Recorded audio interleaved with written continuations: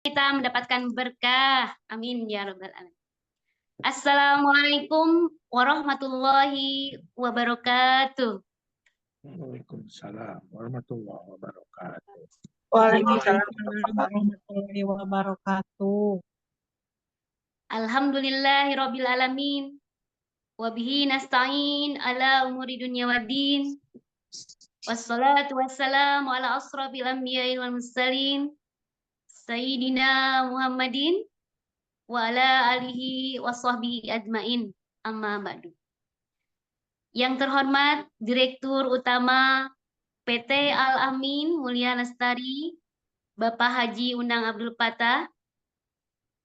Yang kami hormati Direktur PT Al-Amin Mulia Lestari, yang sekaligus yang akan mendampingi Bapak Ibu, Ustadz Ahmad Badlawi, yang berbahagia dan kami banggakan, Duyufur Rahmah, Jemaah Umroh, tanggal 26 Oktober 2024. Salawat serta salam, puji dan syukur kehadirat Allah Subhanahu wa Ta'ala atas nikmat iman, nikmat sehat, panjang umur. Alhamdulillah Bapak Ibu Duyufur Rahmah bisa berkumpul bersilaturahmi walaupun memang lewat online ya. Salawat serta salam selalu kita curahkan ke junjungan besar Nabi kita Muhammad Sallallahu Alaihi Wasallam, kepada keluarganya, kepada sahabatnya, termasuk kepada kita sebagai umatnya. Semoga dengan membacakan sholawat kita mendapatkan syafaat di yaumil akhir kelak. Amin ya rabbal alamin. Bapak Ibu, perkenalkan bagi yang baru memang ketemu dengan saya Ai Roswati yang akan memandu acara manasik online pada pagi hingga menjelang siang nanti. Acara hari ini kita akan mendengarkan penjelasan senam pemaparan apa-apa saja yang harus dipersiapkan dan teknis-teknis atau rukun syarat serta larangan apa saja yang nanti Bapak Ibu harus lakukan. Baiklah, untuk berkahnya dan lancarnya acara hari ini, kita mengucapkan dengan basmalah. Bismillahirrahmanirrahim.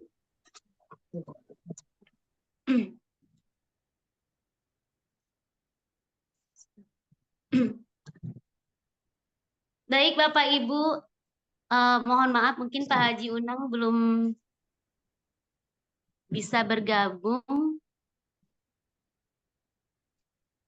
Ya,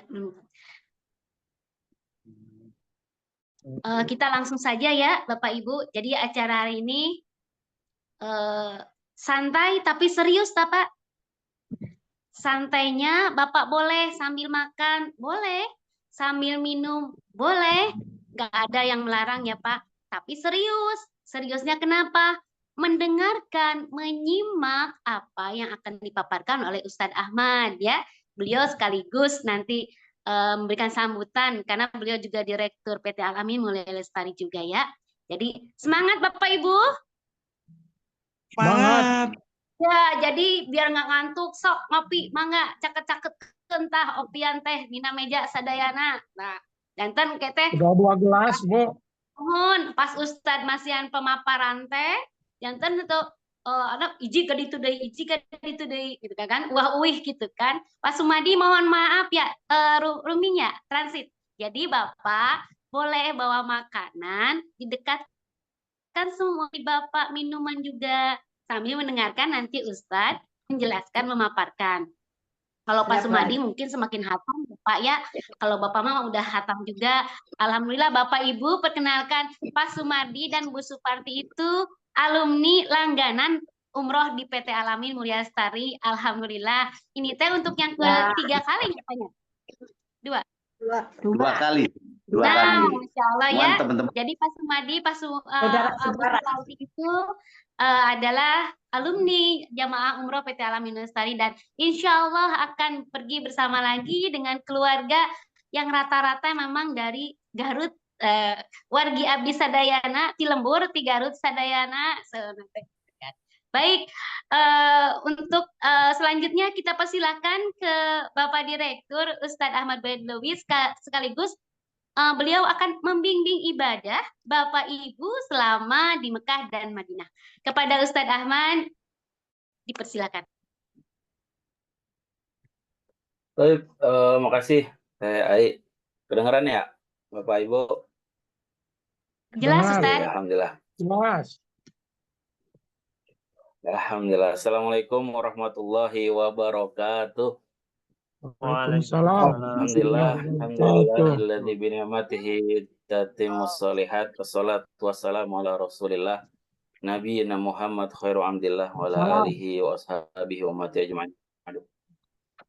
Baik, Bapak, Ibu, Akang, Teteh, Mas, Mbak, Empo, Abang. Alhamdulillah katanya minggu depan mau umroh ya? Ya. Bener gak nih? Ya. Alhamdulillah. Alamin. Insya Allah nanti kita berangkat minggu depan hari Sabtu. Tanggal 26 habis subuh. Kita berangkat bareng-bareng ke bandara. Semoga dalam 1 minggu ke depan Allah beri kita kesehatan, Allah beri kita keselamatan, Allah ridhoin kita sampai kita bisa berangkat ke tanah suci untuk melaksanakan umroh. Amin, amin ya robbal alamin. Ya, tadi kata TAI suruh sambutan dulu nih sebelum ngisi materi. Baiklah, saya kasih sambutan dulu. Mewakili Bapak Haji Unang, pertama mengucapkan terima kasih kepada Bapak Ibu sekalian telah mengamanahkan perjalanan ibadah umrohnya bersama kami. Amin, Mulia Lestari. Semoga kami bisa menjalankan amanah dari Bapak Ibu sekalian dengan baik, dengan seksama, dan doakan kita juga biar memberikan pelayanan yang prima, yang full service, no complaint, dan Bapak Ibu semua bisa menjalankan ibadah umroh dengan baik serta mendapatkan umroh yang makbulah. Amin ya robbal alamin. Jadi jangan sungkan-sungkan Bapak Ibu ya, nanti kalau di perjalanan selama sampai hingga lagi ke tanah air, ada yang kurang berkenan sampaikan saja biar bisa tertangani lebih dini masalah-masalah atau kendala-kendala yang akan Bapak Ibu temukan nanti di tanah suci. Baik, langsung saja kita masuk ke materi ya. Sekarang materi akan dipaparkan melalui virtual, melalui Zoom. Dan nanti insya Allah minggu depan hari Jumat tepatnya kita bertemu secara offline, tatap muka di Hotel Haris ya. Teh ya, di Hotel Haris Teh ya. Insya Allah di minggu depan.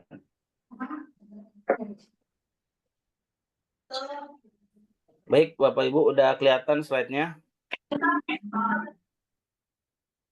Udah ya Teh ya kelihatan? Oke. Ya. Ini udah Bapak Ibu semua udah siap belum nih minggu depan mau berangkat nih? Oh, siap. Insya Allah siap, Pak Haji. Alhamdulillah. Masih ada yang deg-degan nggak? Lagi. Banyak yang Deg-degan ada jantungnya, banyak yang udah pernah umrah apa yang baru pertama kali nih? Pertama kali. Yang baru pertama yang udah pernah umroh, alhamdulillah bisa berangkat lagi. Yang belum pernah, tenang, jangan deg-degan. Sama, saya juga deg-degan. Nanti kita kuatkan materi, kita kuatkan mental, maka nanti akan disampaikan apa aja persiapan-persiapan yang harus dilakukan hingga nanti kita berangkat ke Tanah Suci dan melaksanakan ibadah umroh. Baik Bapak Ibu sekalian, pertama persiapan ibadah umroh. Apa yang harus kita persiapkan? Pertama Bapak Ibu sekalian harus persiapkan diri masing-masing, baik itu secara spiritual, baik itu persiapan fisik, baik itu persiapan mental, dan juga persiapan materi. Masih ada waktu 1 minggu, Bapak Ibu. Apa saja yang perlu kita persiapkan? Ya, untuk sisi spiritual, pertama kita balik lagi lihat niat kita. Niat kita harus tulus. Pastikan kita berangkat umroh itu bukan kabur dari KPK. Bukan salah ya. Pastikan niat kita itu untuk berangkat umroh, untuk menunaikan ibadah umroh semata-mata hanya karena Allah. Bukan karena pengen nyalek baru umroh. Bukan karena nanti besok ada pemilihan pilkada, pemilihan RT, RW. Nah, kita niatkan balik lagi ke hati masing-masing. Ngapain sih kita nih berangkat umroh? Gitu ya. Pastikan niat kita yang tulus hanya mengharapkan ridho Allah, hanya mengharapkan ganjaran yang dimana banyak sekali pahala-pahala keutamaan umroh yang akan kita dapatkan ketika kita melaksanakan umroh. Persiapan yang kedua yaitu belajar tata cara kaifiyah, tata cara pelaksanaan ibadah umroh secara detail, mulai dari niat ihram sampai berakhirnya kita umroh dengan tahallul. Bapak Ibu semua udah dapat buku panduan umroh dan doa-doanya kan ya? Udah dapat semua teh dibagikan? Ya, itu dibaca.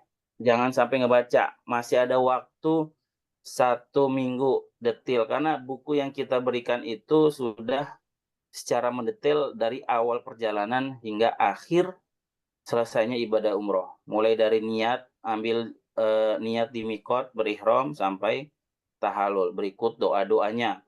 Putaran pertama ketika tawaf doanya apa, putaran kedua apa, putaran ketiga sampai putaran ke-7. Dan juga ketika sa'i, perjalanan pertama ke bukit dari Sofa ke Marwa, apa doanya? Balik lagi ke Sofa yang kedua, apa doanya? Sampai yang ke-7. Semuanya sudah kita tuangkan di buku panduan dan doa untuk ibadah umroh yang telah diberikan kepada Bapak Ibu semua. Kemudian persiapan yang ketiga, perbanyak ibadah. Masih ada waktu 7 hari, Bapak Ibu, ya. Kita tingkatkan ibadah, puasa sunnahnya, Senin Kemisnya, kemudian membaca Al-Qur'annya. Yang belum terbiasa bangun malam, mulai dibiasakan bangun malam. Karena sayang nanti di sana, ketika kita tidak beritikaf, mengadakan Qiyamul Lail, sangat sayang. Karena pahala di kota Makkah, apa yang kita ibadah, Pak, yang kebaikan kita lakukan dikali 100.000 kali. Jadi sholat di Masjidil Haram 1 rakaat itu sama pahalanya seperti kita sholat di masjid rumah 100.000 kali. Begitu juga nanti di Madinah, di Masjid Nabawi, sholat di Masjid Nabawi pahalanya 1.000 kali. 1.000 kali lipat lebih banyak daripada kita sholat di masjid di samping rumah. Jadi biasakan, biasa 1 minggu ini biar tubuh kita terbiasa untuk bangun malam, untuk duduk lama-lama membaca Al-Quran dan sebagainya. Kemudian yang keempat, jangan lupa meminta maaf. Ya, ada bapak ibu punya orang tua, ada anak, ada kakak, ada adik, tetangga kanan kiri, belakang, depan 40 rumah. Ada teman-teman yang biasa nongkrong, ada teman-teman majlis taklim yang ibu-ibu yang biasa ngerumpi gitu ya. Segerakan minta maaf sebelum kita berangkat. Karena kita tidak tahu. Perjalanan kita itu bukan dari Jakarta ke Bandung. Perjalanan kita bukan dari Jakarta ke Semarang.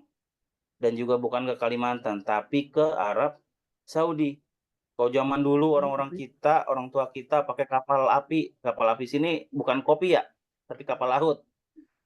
Pakai kapal api. Itu makan waktu berbulan-bulan, berminggu-minggu. Sekarang kita pakai pesawat. Zaman dulu juga punya resiko dalam perjalanan dengan kapal laut. Dengan penerbangan juga ada resiko. Kita nggak tahu apa yang akan terjadi, maka sebelum berangkat kita meminta maaf. seakan-akan kita ingin pergi dari dunia ini. Kita minta maaf kepada keluarga kita, tetangga, teman, dan mohon minta direstui keberangkatan kita. Kemudian yang kelima, jangan lupa berwasiat. Bapak Ibu punya anak, punya kakak, punya adik, memberikanlah pesan kepada anak-anak, kepada saudara sebelum kita tinggalkan menuju kota suci, Haramain, yaitu Makkah dan Madinah. Dan terakhir, berdoa. Ya, kita berdoa agar Allah memberi keselamatan kita dari berangkat sampai pulang kembali, dan juga kita minta doa restu dari orang tua, keluarga, kerabat. Dan jangan lupa nih, catat titipan doa-doa dari keluarga. Karena apa? Nanti di Mekah itu kita ketemu yang namanya multazam. Kita bertawaf. Itu tempat-tempat dan waktu, tempat-tempat yang mustajab untuk dikabulkannya doa. Mungkin kalau di Indonesia kita cuma punya waktu mustajab antara iqomah dan azan, antara azan dan iqomah. Kemudian di sujud terakhir. Kemudian di mana lagi? Di raudhah. Nah, raudhah di Indonesia itu di mana, Bu, Bapak? Di Indonesia juga ada raudhah, yaitu dalam majelis-majelis Quran, majelis taklim. Ya, Rasulullah SAW bersabda, "Idza marartum biryadil jannah farta'u." Apabila kalian berjalan menemui taman surga, maka mampirlah. Ditanya, "Ya Rasulullah, ma hiya?" Kemudian Rasulullah menjawab, "Hiya hilakul Quran." Itu majlis-majlis Quran, majlis-majlis ilmu, itulah taman surga. Nah, di sana nanti kita bukan hanya punya waktu dan tempat mustajab seperti di Indonesia. Banyak tempat-tempat mustajab yang insya Allah apapun yang kita minta Allah kabulin. Entah itu disegerakan, entah itu dipending, entah diganti nanti di akhirat. Tadi seperti yang saya sampaikan, beberapa tempat mustajab di Makkah ada multazam, kemudian di Matof ketika tawaf, kemudian di Raudhah, dan tempat-tempat lainnya yang tempat-tempat mustajab yang tidak kita temukan di Indonesia. Kemudian persiapan fisik, Bapak Ibu, dari sekarang mulai sama, saya juga lagi persiapan fisik. Karena ibadah umroh, haji, itu hanya bukan semata ibadah harta dan fisik, tapi keduanya, yaitu ibadah jasad dan ibadah harta. Kita mengeluarkan harta yang cukup banyak dan juga kita memerlukan fisik yang prima. Bayangin kita bolak-balik sa'i 7 kali itu 3,5, kurang lebih 3,5 kilometer loh, Bapak Ibu. Dan itu kan harus berurutan. Dari tawaf kita udah muter juga. Kalau muter tawaf 7 kali itu tergantung jarak kedekatan kita dengan Ka'bah. Dekat ya paling 3 kilo, jauh ya lebih dari 3 kilo. Dari tawaf kan harus berkesinambungan, langsung melaksanakan sa'i. Jadi rata-rata itu kita berjalan kurang lebih ya sekitar 8 sampai 10 kilo dalam satu waktu. Maka kita perlu persiapan fisik. Ya, pertama kesehatan. Pastikan kondisi kesehatan kita prima. Kalau perlu yang punya keluhan-keluhan, konsultasikan dengan dokter atau melakukan pemeriksaan kesehatan. Dan vaksinasi, kemarin udah pada vaksinasi ya, meningitis kan? Udah ya. Ya, jadi kesehatan Udah, Pak. dijaga. Yang suka begadang, kurang-kurangin begadang. Yang biasa minum kopi sehari 5 kali, sekali aja atau 2 kali aja. Yang biasa ngerokok, kurang-kurangin. Karena kita butuh kesehatan yang prima nanti di sana. Kemudian yang kedua, kebugaran. Ya, tubuh kita juga harus bugar. Yang harus dilakukan adalah latihan fisik. Jadi mulai sekarang Bapak Ibu masih ada waktu, bisa setiap pagi berjalan untuk latihan kita nanti di sana jalan kaki. Untuk pembiasaan. Kemudian juga yang tadi ya, berpuasa, karena sumu tasihu, puasalah maka engkau akan sehat. Ya, mulai berpuasa Senin Kamis, nanti ada nih satu minggu ini, atau coba Daud, ya sampai nanti kita keberangkatan. Kemudian yang ketiga, perlengkapan. Perlengkapan juga dari sekarang boleh dirunut, jangan sampai kebanyakan, jangan sampai juga kurang. Itinerary nanti dibagikan apa sudah dibagikan Teh Ai? Kalau udah bisa diukur tuh, kita 9 hari, 10 hari butuh berapa banyak kaos dalam, butuh berapa banyak kaos, butuh berapa banyak gamis. Kemudian mau kena dibagikan, mau dicadangan silahkan. Dan tak lupa apa obat-obatan pribadi yang punya riwayat kesehatan, obat-obatan pribadi dibawa gitu ya. Kemudian selanjutnya persiapan mental. Ini mental kita juga kudu disiapin. Apalagi yang baru pertama kali, pasti nanti ada kekhawatiran, ketakutan, namanya kita di negeri orang ya, Bapak Ibu.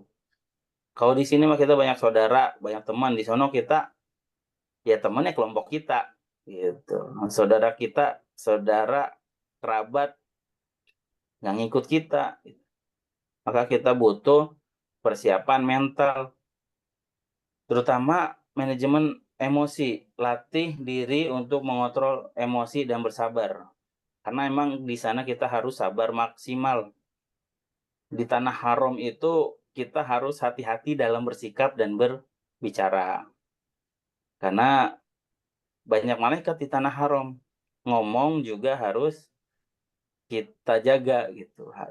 Maka dari sekarang kita belajar melatih emosi kita, belajar bersabar, jangan sampai kita emosi dan mengucapkan hal-hal yang nanti akan merugikan kita sendiri. Karena pahala sabar itu pahalanya sangat besar. Apalagi ketika kita melaksanakan ibadah umroh di Makkah dan juga di Madinah. Kemudian yang kedua, dikit-dikit dah belajar bahasa Arab.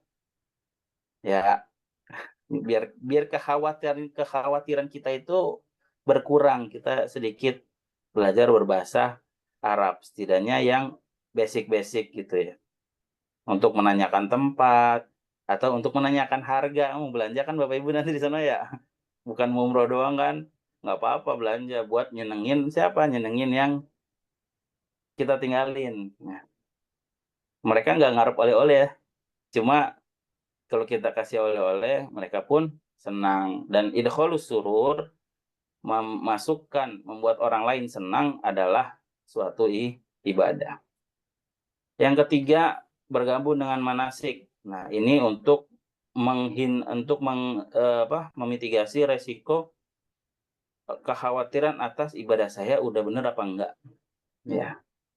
Ketakutan akan ibadah saya diterima apa enggak, udah bener apa enggak. Nah, itu bergabung dengan manasik. Yang kita lakukan saat ini adalah dalam rangka menguatkan diri kita agar memahami tata cara ibadah gitu ya. Nah, apalagi nanti di hotel di Haris kita akan juga coba praktek langsung ketika nanti kita ketemu. Yang terakhir, persiapan materi. Ngantuk ya Bapak Ibu? Di materi mulu. Yo, yang mau minum, badai ngopi, ngemil, silakan. Soalnya ini materi Ustadz masih panjang, Bapak Ibu. Sok, mangga. Betul. Bebas. Udah mulai Sengaja menguap saya kasih tuh. yang detil biar bisa nanti dipelajari dan dibuka-buka. Siap. Nih yang terakhir persiapan harus kita lakukan adalah persiapan materi. Materi hubungannya dengan duit. Ya. Bapak Ibu sudah melakukan pembayaran dan akan mendapatkan paket dan layanan yang akan diterima Bapak Ibu. Tapi ada juga biaya-biaya di luar itu gitu ya. Kalau yang perjalanan, akomodasi itu udahlah konsumsi udah dihandle oleh travel. Tapi yang terakhir nih oleh-oleh itu kita nggak beliin oleh-oleh soalnya. Nanti Bapak Ibu bisa hitung-hitung, saudaranya ada berapa, mau beliin apa, dari sekarang disiapkan agar nanti bisa diperhitungkan, nggak terlalu juga boros. Jadi semuanya di list, dipersiapkan agar nggak over gitu ya. Over bagasi dan over spending ya. Kemudian yang kedua uang saku. Nah, untuk beli OLED itu butuh uang saku yang kita bawa dari Indonesia, baiknya berbentuk real atau dolar. Walaupun di beberapa toko di sana menerima rupiah, tapi baiknya kita bawa real dan dolar mulai ditukarkan di tanah air. Kemudian yang ketiga, jangan lupa bawa kartu ATM.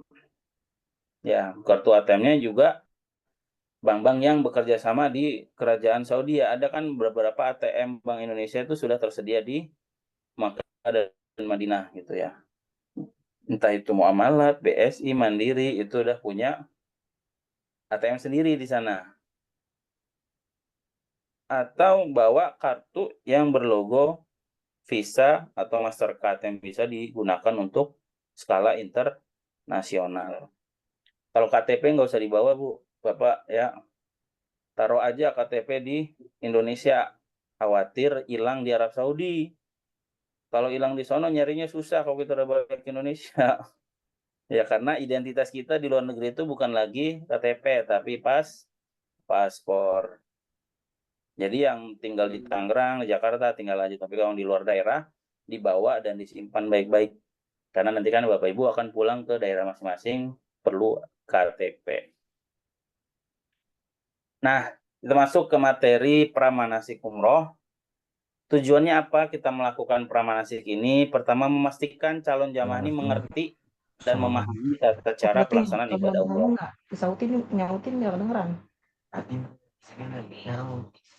Yang kedua, memastikan calon jamaah mengerti dan memahami itinerary perjalanan. Ya, perjalanan kita 9 hari, kita mulai dari Soekarno-Hatta menuju Bandara Madinah. Alhamdulillah, program kita pertama kita menuju Madinah. Jadi persiapan umrohnya bisa kita siapkan selama di Madinah. Kalau kita Makkah dulu, dari sejak hotel nanti kita manasik nih, kita udah mulai misah-misahin tuh kain ihram dan sebagainya. Tapi karena kita Madinah dulu agak santai. Karena nanti kita ambil mikotnya di Bir Ali atau di Zulhulaifah, bukan di Yalamlam ketika di atas pesawat. Karena program kita menuju Madinah dulu. Nah, umroh dari kata apa? Tamaroh ya tamiru yang artinya ziarah, mengunjungi, yaitu mengunjungi Baitullah Ka'bah untuk melaksanakan ibadah khusus. Apa ibadahnya? Ihram, tawaf, sa'i, tahallul, tertib. Ya, maka disebut umroh ini haji kecil karena cuma sedikit dari rangkaian haji yang kita laksanakan untuk ibadah umroh ini. Adapun hukum umroh itu wajib, ya umroh hukumnya wajib karena kita mayoritas Indonesia bermazhab Syafi'i. Ya, Syafi'iyah mewajibkan sekali dalam seumur hidup untuk beribadah umroh. Walaupun mazhab yang lain menghukumi ibadah umroh sebagai sunnah muakkadah, sunnah yang mendekati wajib dilakukan 1 kali seumur hidup. Ya, jadi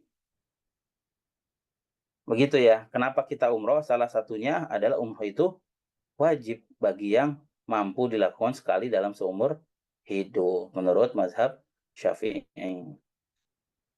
Dan menurut mazhab yang lain selain Syafi'i dan Hambali adalah sunnah muakkadah. Kemudian waktunya kapan sih? Kalau haji itu kan waktunya terbatas. Maka mikot zamani dalam haji itu adalah ketika bulan haji. Ya, Syawal, Dzulqa'dah, Zulhijjah sampai Zulhijjah di akhirnya. Nah, kalau mikot zamani untuk umroh adalah sepanjang tahun, kan? Jadi kapanpun boleh melaksanakan umroh kecuali saat haji. Ya, karena saat haji, saat wukuf di Arafah, itu orang semua melaksanakan haji.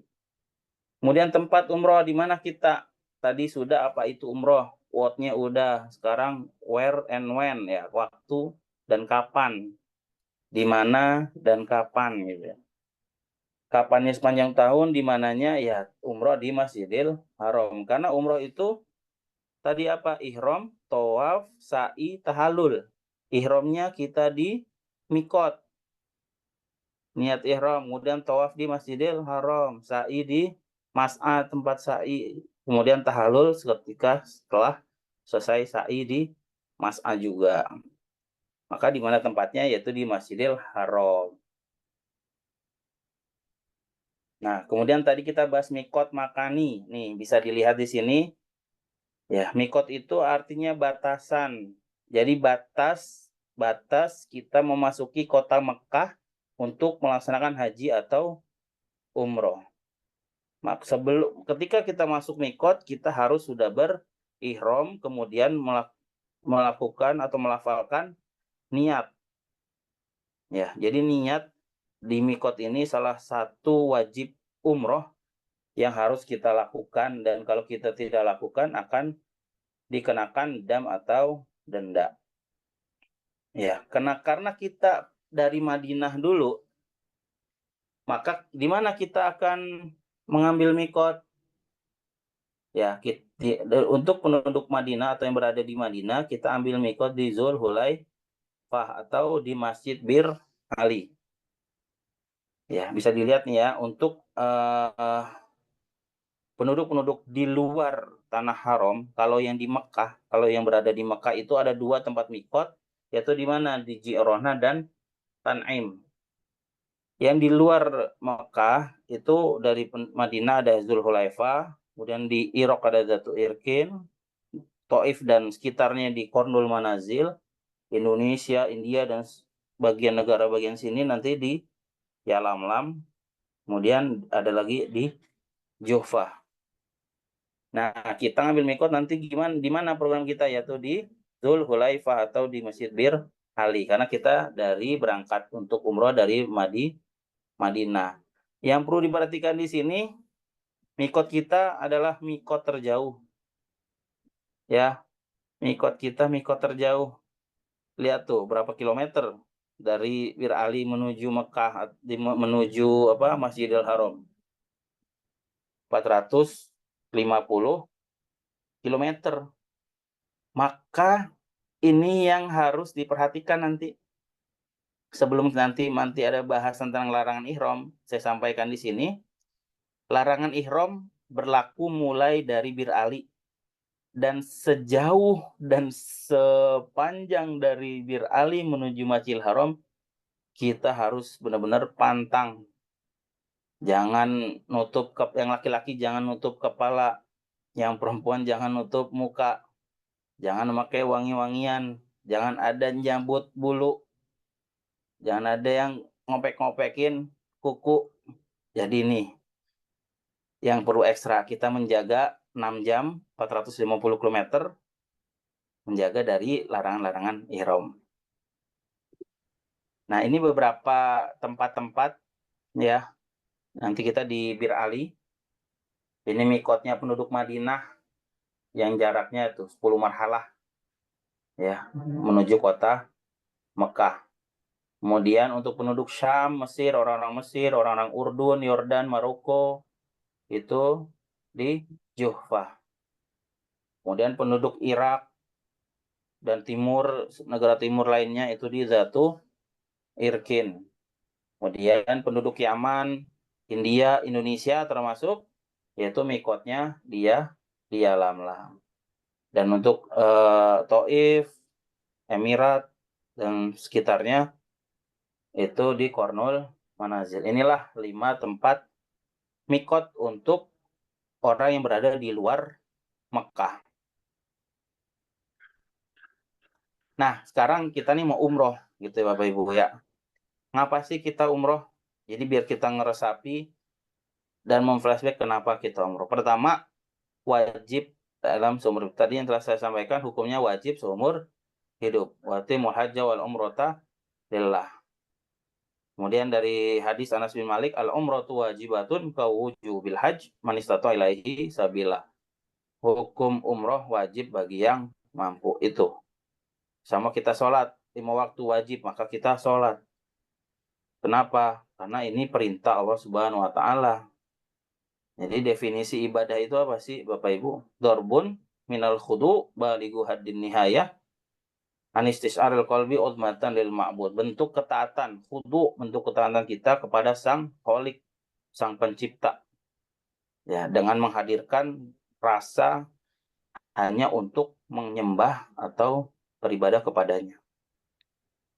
Kemudian alasan kedua kenapa kita umroh itu banyak keutamaan dan fadilah. Ya, banyak keutamaan dan fadilah. Jadi salah satu keutamaan umroh adalah jihad fi sabilillah sebagaimana haji. Jadi kalau zaman dulu laki-laki itu jihadnya berperang pada zaman Rasulullah, wanita itu bagaimana jihadnya? Ya. Jadi ada yang bertanya, "Wahai Rasulullah, apakah wanita juga wajib berjihad?" Ya Rasulullah, ala nisahi jihad.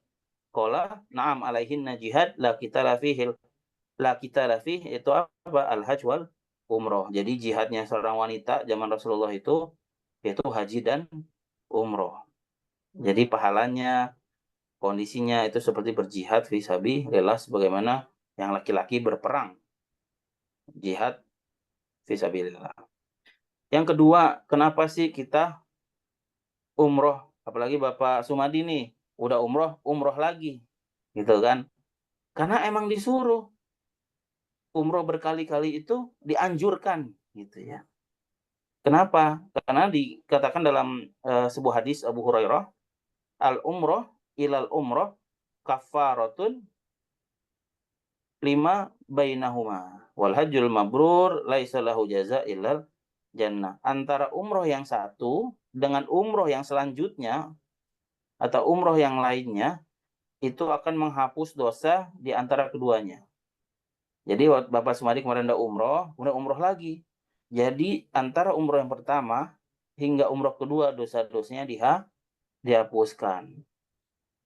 Nah, ini salah satu keutamaan umroh ya. Dosa-dosa kita dihapuskan antar umroh dan umroh selanjutnya. Kemudian yang ketiga, umroh menghilangkan kefakiran. Maka Bapak Ibu yang telah mengeluarkan materi untuk melaksanakan umroh menggunakan uang banyak, insya Allah akan ganti karena sejatinya umroh itu menghilangkan kefakiran atau kemiskinan. Rasulullah SAW bersabda, tabi'u bainal hajj wal umrah fa innahuma yanfiyanil faqra wadh-dhunub kama yanfil kir habatsal hadid wadh-dhahab wal fiddah wa laysa lil hajjatil mabrurah thawabun illal jannah. Ya. Ikutkanlah umroh kepada haji, tabi'u bainal hajj wal umrah. Karena keduanya menghilangkan kemiskinan dan dosa sebagaimana pembakaran yaitu api, kamayan fianil kir khobatsal hadid, sebagaimana api atau pembakaran menghilangkan karat pada besi, emas dan perak. Sementara tidak ada pahala bagi haji yang mabrur kecuali surga. Ya, jadi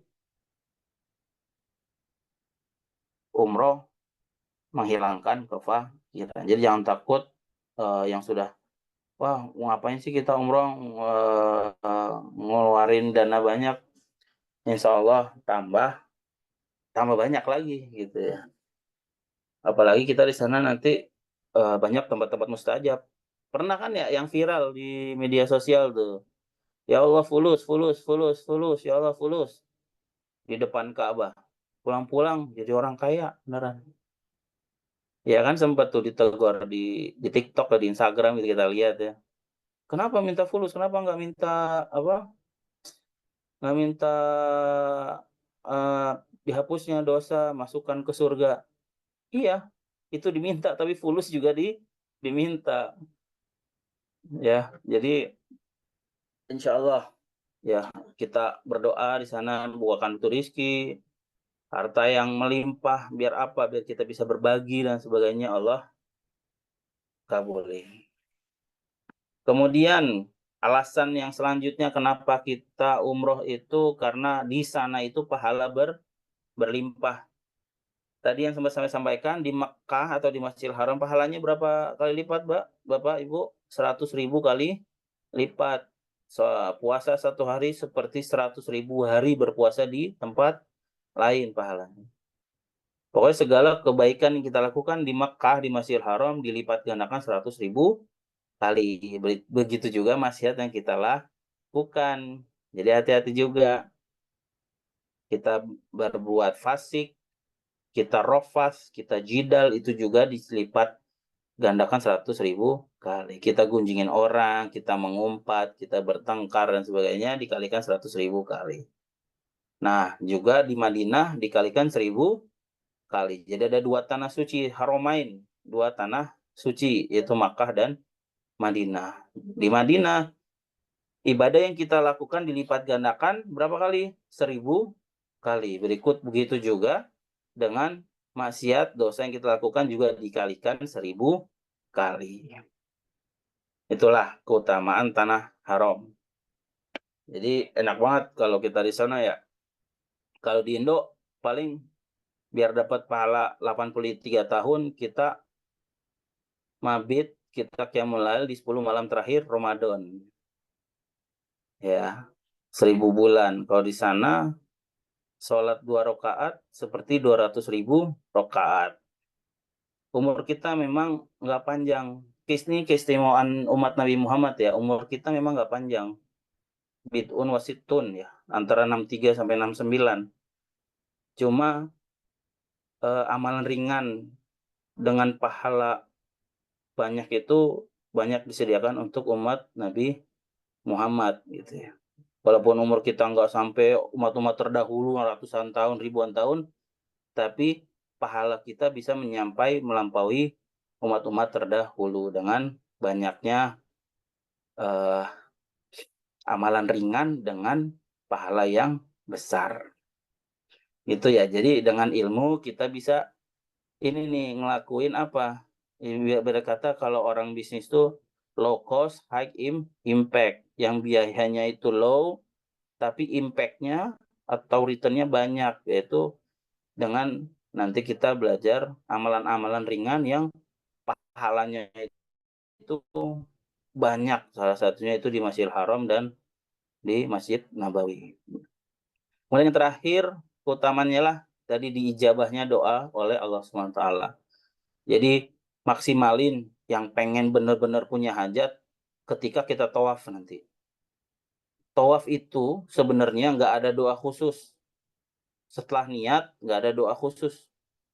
Di buku doa kita cuma untuk memudahkan Bapak Ibu semua biar nggak bengong ketika tawaf, bingung mau baca apaan. Tapi dalam sejatinya tawaf itu kan pusaran ya.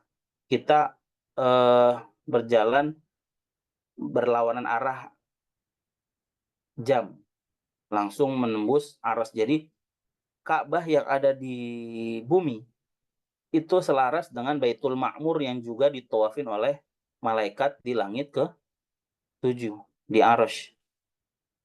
Ya, maka doa yang kita panjatkan ketika tawaf itu sinyalnya lebih kuat daripada tempat lain. Kalau sekarang lagi zamannya Starlink punya Elon Musk yang punya satelit sendiri, itu langsung ke satelit dia. Ini di Ka'bah itu sinyalnya kuat langsung ke Al-Arsy.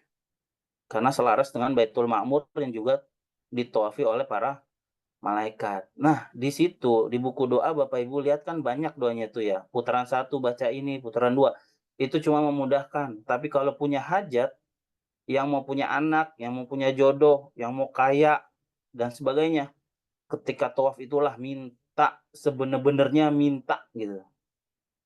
Dengan hati atau azam yang kuat minta, mengharap, benar-benar berharap pada Allah ketika tawaf itu. Insya Allah dijabah. Jadi itulah kenapa beberapa alasan yang kenapa sih kita berumroh. Oke Bapak Ibu masih semangat? Kita langsung Ya, baru masih mau masuk semangat ke ya, Ustaz, masih materi. panjang tuh. Kita masuk materi yang benar-benar teoritis. Nanti prakteknya ketika kita nanti di hotel di Haris Puri ya sebelum berangkat. Oke, kita masuk tata cara ibadah umroh. Ya, dalam pembahasan kali ini yang kita bahas ada 4. Ada syarat umroh, rukun umroh, wajib umroh, sunnah umroh. Ya, syarat ini yang akan kita bahas adalah syarat sah dan syarat diwajibkan atau disunahkan seseorang untuk melakukan umroh. Ya, jadi sah atau tidaknya sesuatu ibadah itu apa? Sahih itu ma yajma'u bainar rukun wasyurut. Ketika rukun dan syaratnya terpenuhi maka ibadah itu sah. Nah, rukun umroh yang akan kita bahas adalah amalan-amalan perkara-perkara yang tidak boleh ditinggalkan. Apabila ditinggalkan maka tidak sah. Tadi ya. Sah itu adalah ketika rukun dan syarat terpenuhi. Kemudian wajib umroh itu amalan perkara yang apabila kita tidak lakukan, umroh kita tetap sah. Tapi kita kudu wajib bayar dam atau denda. Kena penalti lah kita nggak ngelakuin gitu ya.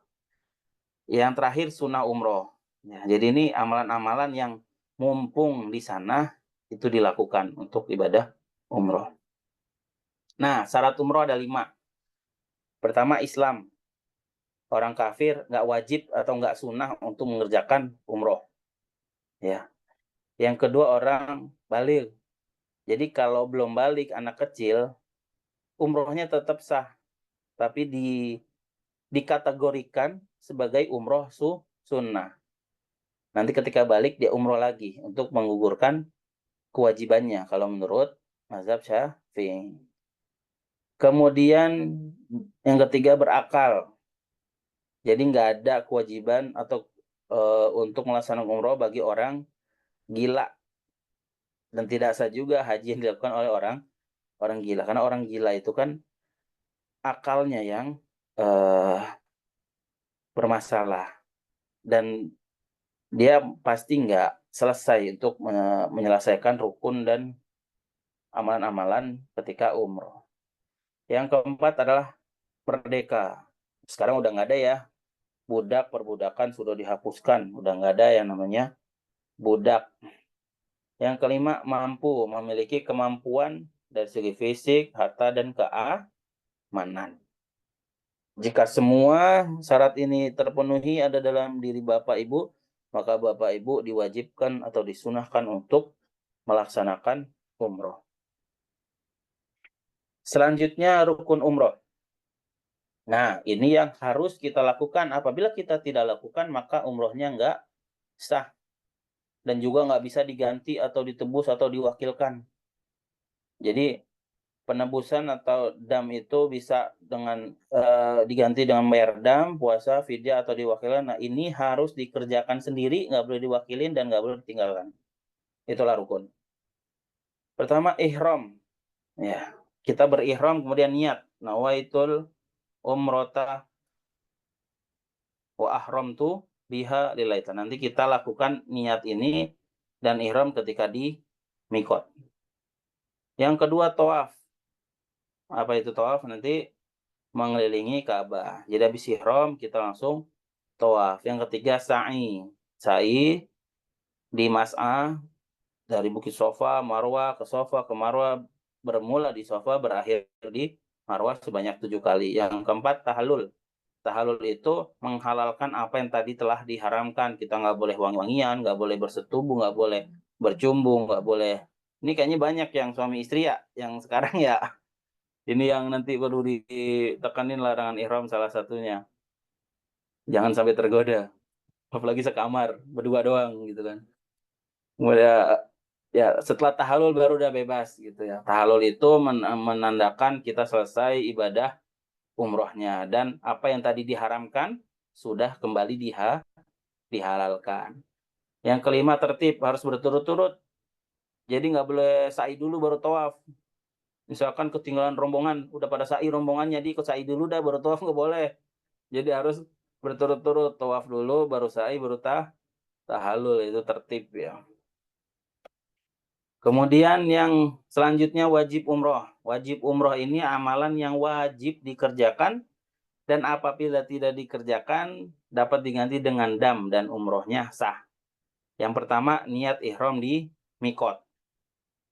Ya, niat ihram. Jadi kalau ada yang niat tapi nggak di mikot harus kembali lagi ke dia udah masuk Mekah nih, belum berihram, harus kembali lagi ke mikot untuk niat ihram. Tapi kalau enggak, maka dia dikenakan dam. Kemudian meninggalkan larangan ihram. Nah, ini wajib apabila kalau kita melakukan larangan ihram yang nanti akan kita bahas selanjutnya itu dikenakan denda ya dan umrohnya sah. Yang terakhir tawaf wada. Sebagian ulama mewajibkan tawaf wada dan apabila tidak lakukan membayar dam. Nah, kemudian sunnah umroh. Beberapa sunnah atau amalan yang dikerjakan mendapat pahala apabila ditinggalkan tidak diharuskan membayar dam atau denda. Itu ada mandi ihram. Jadi nanti sebelum ihram kita mandi ihram dulu. Nawaitul ghusla lil ihram. Kemudian merapihkan rambut dan memotong kuku. Ini mau di sana atau sejak di Indo dah dirapiin yang punya jenggot, dicukur, bulu ketiak dan sebagainya untuk meminimalisir apa? Meminimalisir kita iseng dan itu rontok itu kecabut gitu. Dan nanti akan kena dam. Jadi mulai sebelum ihram itu rapiin dulu rambut, seluruh bulu, yang jenggot, kumis, dan lain-lainnya. Kemudian memotong kuku. Kadang kan kita nih ada yang iseng ngopek-ngopekin kuku, ada nggak? Iseng gitu. Biasanya laki-laki lagi hoti Jumatan, hoti kan plek-plek ya kuku dimainin di ini ya. Kalau kepotong itu juga nanti kan bahaya. Jadi disunahkan untuk potong kuku, potong rambut. Kemudian juga nanti sebelum ihram disunahkan memakai wangi-wangian. Tapi wangi-wangiannya di badan, bukan di baju ihram ya. Di badan. Ada yang mau pakai Rexona, mau pakai minyak wangi, dan sebagainya. Asal jangan di baju ihram. Di badan. Kemudian disunahkan kita memakai pakaian berwarna putih. Ya, banyak kan kita temui jamaah haji, jamaah umroh itu tuh macam-macam. Ada yang hitam, ada yang biru, ada yang... Tapi sunnahnya itu adalah berwarna putih. Kemudian disunahkan juga kita sholat sunnah ihram sebelum ihram. Dan ketika ihram disunahkan untuk memperbanyak talbiyah. Apa talbiyah? Labbaik Allahumma labbaik. Ya, itu namanya talbiyah. Banyak zikir nanti itu kita dari Madinah, dari Bir Ali ya. Dari Zulhulaifah menuju Masjidil Haram itu makan waktu 5 sampai 6 jam. Jadi disitulah kita memperbanyak zikir, berbanyak talbiyah, memperbanyak doa. Kita masuk ke yang pertama, yaitu ihram. Nah, di sini akan dibahas tentang pengertian ihram, pakaian ihram, baik laki-laki maupun perempuan, larangan ihram, dan tata cara ihram. Nah, ihram itu berasal dari kata haram, artinya apa-apa yang dilarang. Ya, menurut syariat, ihram adalah seseorang berniat memasuki atau menunaikan haji atau umroh dan memasuki wilayah yang di dalamnya berlaku keharaman. Ya, jadi kita masuk ke wilayah yang berlaku keharaman tertentu. Dan tidak seseorang berihram kecuali disertai dengan niat. Ya, jadi kita niat di mikot, kita mulai nanti saya pastikan tuh Bapak Ibu ketika di Bir Ali, sebelum kita niat ihram, kita cek satu-satu, terutama laki-laki, karena laki-laki nggak boleh memakai pakaian yang berjahit. Yang pakai celana dalam segera dibuka. Udah cukup 2 helai kain aja kita pakai ya. Hemat kan, Mbak? Bapak, Mas, ya Mbak Abang ya. Kita cuma pakai 2 helai kain.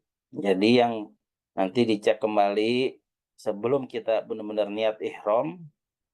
Ketika kita sebelum melafalkan nawaitul umroh wa ahramtu biha, kita cek dulu. Apakah masih ada yang memakai pakaian berjahit? Nah, ini ihram bagi laki-laki seperti di gambar. Ya, yang di bawah namanya izar.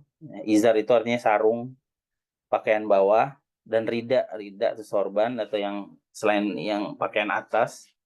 Dan keduanya berwarna putih.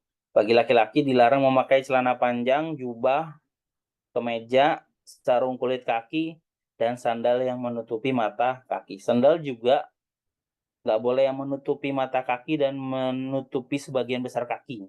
Nanti ada contoh sandalnya.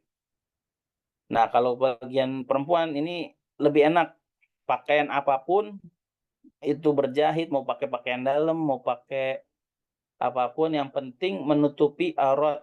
Ya, semua tertutupi kecuali wajah dan telapak tangan. Itulah pakaian ihram bagi perempuan.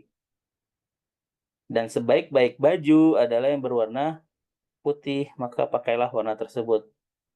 Ya, nanti ketika mau umroh, pakai yang berwarna putih bagi yang ibu-ibu ya. Ini nanti kita praktekkan ketika nanti di hotel manasik ya, cara memakai ihram baik itu izarnya yang bagian bawah maupun bagian atas yang rida.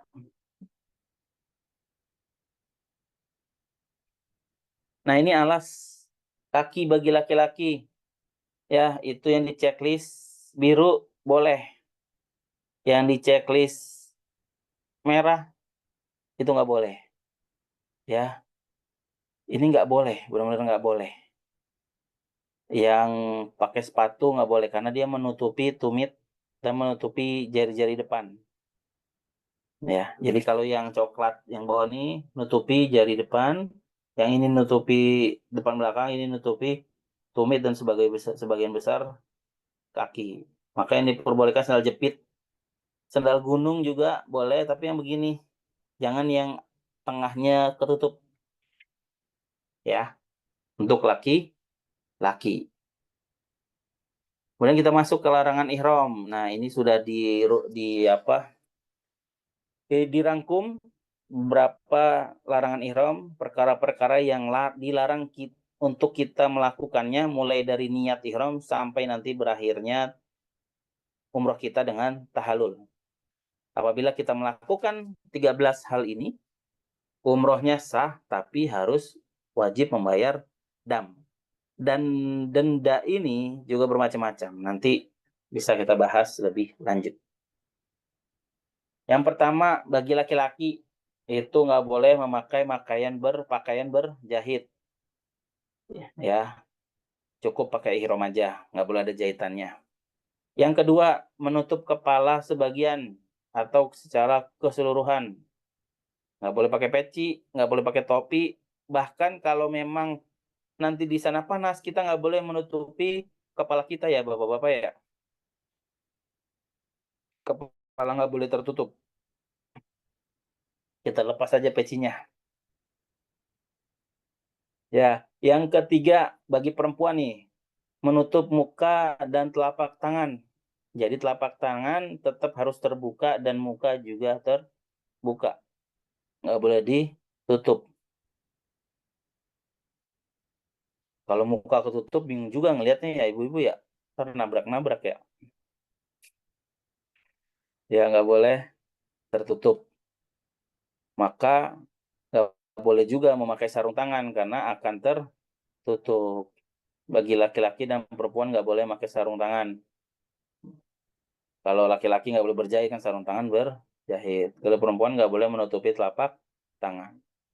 Yang kelima, memakai wangi-wangian apapun itu, bukan hanya parfum, sabun, sanitizer, sampo, dan sebagainya yang memiliki bau-bauan, wangi-wangian nggak boleh dipakai. Ini yang harus hati-hati karena kita dari Madinah 6 jam, berangkat siang sampai malam. Nanti kalau nggak salah berarti makan dulu kan, makan malam dulu baru kita umroh, atau mau umroh dulu baru makan, nanti kita sepakati. Habis makan cuci tangannya jangan pakai sabun, atau lagi keadaan ihram ke kamar mandi, buang air kecil, buang air besar, jangan pakai sabun, karena itu sabun itu ada wanginya. Kecuali ada sabun, ada sih, kecuali menemukan sabun yang tidak berbau, itu nggak apa-apa dipakai. Ya.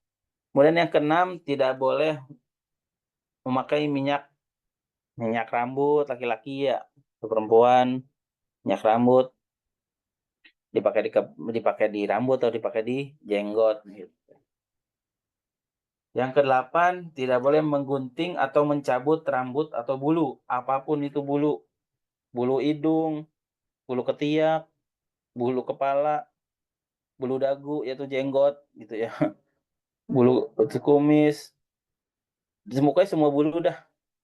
Bulu yang di bawah juga nggak boleh ketika kita berihram, nggak boleh digunting, nggak boleh dicabut. Kadang nih, aduh, hidung gatel, cabut tuh bulu hidung, nggak boleh ya. Sabar sampai selesai proses ibadah umroh. Kemudian dilarang memburu binatang. Dan juga yang ke-10, dilarang memotong, mencabut di tanah haram. Ini yang iseng, kalau biasanya di Indonesia ada pohon iseng dipotek tuh daunnya, jangan, sabar, ya sabar, jangan dilakuin ya. Dan itu larangan terkait tanah haram. Kemudian melakukan mukodimah persetubuhan. Nih yang Bapak Ibu yang berangkat pasangan, kemudian di hotelnya berdua doang, double gitu ya. Nanti bisa di Mekah kita masuk hotel dulu, habis baru mengerjakan umroh. Nah itu hati-hati. Jangan melakukan mukodimah persetubuhan. Mukodimah persetubuhan apa? Ya seperti bercumbu gitu ya. Dan lain-lainnya. Kemudian tidak boleh melakukan jima atau bersetubuh selama kita masih berihram. Dan juga terakhir tidak boleh menikah atau menikahkan. Menikah atau menikahkan ketika ihram nggak sah nikahnya. Baik, paham Bapak Ibu ya larangan ihram, karena ini nih yang harus kita jaga. Kita kalau tawaf mah yang penting niat, habis itu baca apa aja boleh. Sa'i juga gitu. Tahallul tinggal gunting rambut minimal 3 helai. Yang perlu banyak diperhatikan adalah larangan-larangan ini. Ya. Larangan-larangan ini, motong kuku, gunting rambut, maka pakaian berjahit, pakai wangi-wangian, bersetubuh, melakukan mukadimah persetubuhan, nikah, menikahkan, itu nggak boleh kita lakukan selama kita masih berihram. Terakhir, tata cara ihram. Nanti kita ngambil niat ihram di Bir Ali. Ya, sebelum itu di hotel di Madinah kita rapiin dulu rambut, kuku, semuanya ya. Kemudian mandi sunnah ihramnya bisa di Bir Ali nanti. Kemudian bagi laki-laki melepaskan pakaian berjahit. Kemudian pakai wangian. Ingat ya, pakai wangiannya ini sebelum kita niat. Dan memakai wangian di tubuh, bukan di baju. Nah, setelah pakai ihram, kita sholat sunnah ihram di Masjid Bir Ali. Dan kita kumpul nanti di luar masjid, kita melafalkan niat umroh. Yang tadi saya sampaikan, nawaitul umrota wa ahramtu biha. Nanti sebelum itu kita pastikan kembali bagi laki-laki melepas celana dalam karena nggak kelihatan ya. Celana dalam ini berjahit. Ada celana dalam yang nggak berjahit, ada. Saya coba beli, ribet makainya. Karena diikat. Kayak orang zaman Yunani zaman dulu gitu ya. Kalau itu mau pakai celana dalam itu nggak apa-apa. Bapak-bapak ya. Tapi nggak boleh berjahit. Ya, ada itu. Dijual di Shopee, di Tokopedia ada dijual. Cuma ribet makanya diikat.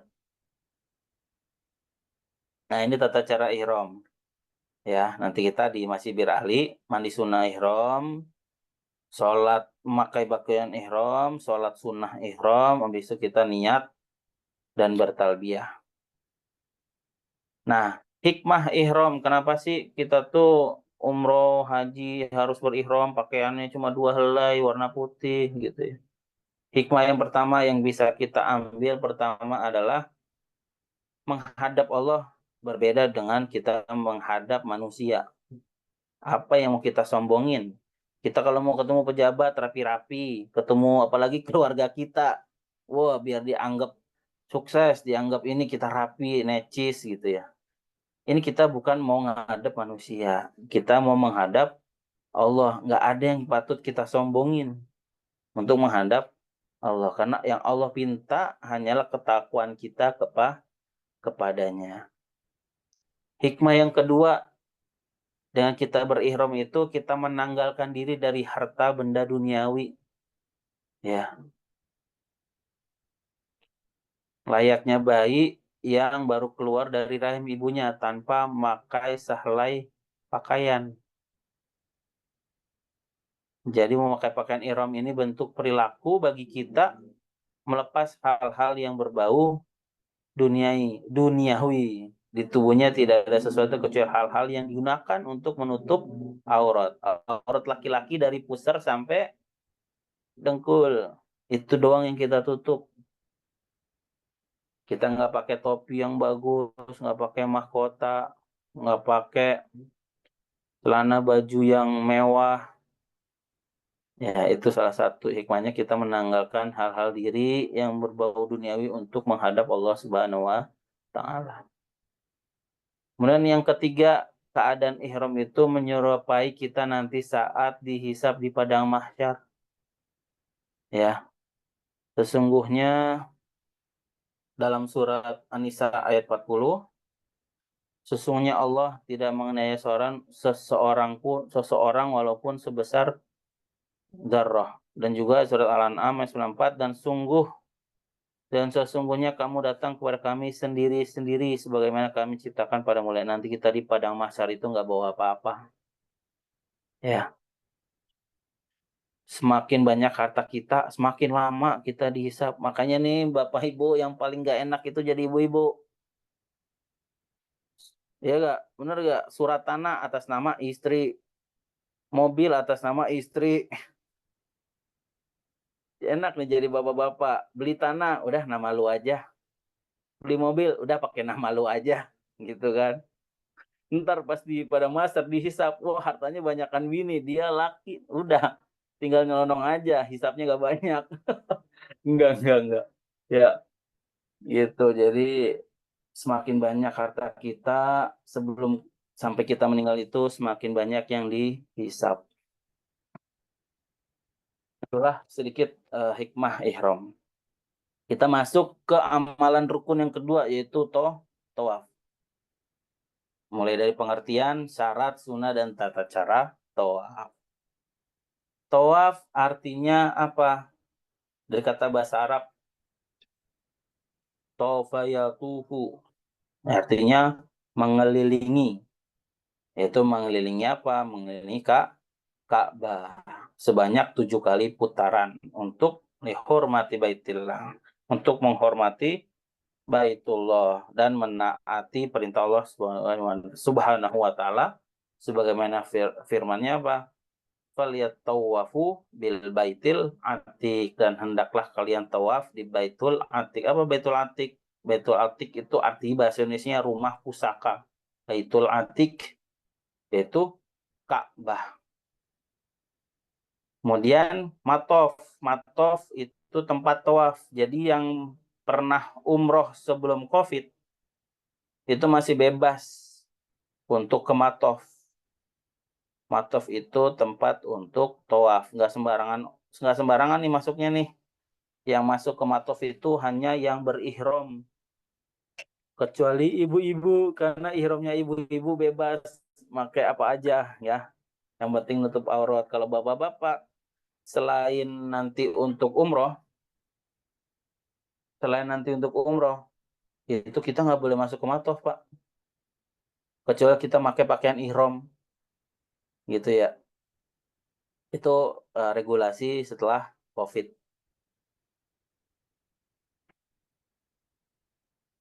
Deng masih banyak.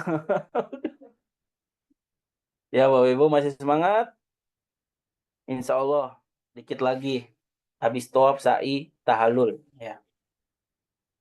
Nih syarat tawaf. Tawaf kita dianggap sah ketika syarat-syarat ini terpenuhi. Pertama, niat tawaf. Nawaitu tawaf lil umroh. Kalau untuk umroh berarti nawaitu tawaf lil umroh qurbatan ilallahi ta'ala. Sebelum tawaf kita niat dulu. Yang kedua, menutup aurat. Perhatiin yang bapak-bapak, ibu-ibu, auratnya bapak-bapak dari pusar hingga lutut.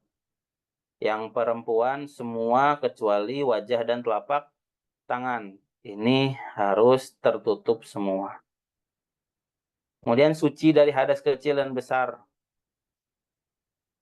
Ya, suci dari hadas kecil dan besar. Harus suci. Jadi nanti kalau yang ada yang batal, itu tolong dikomunikasikan. Nanti kita di sana juga ada mutawif. Kemungkinan saya di depan, mutawif di belakang. Nanti bilang ke mutawif.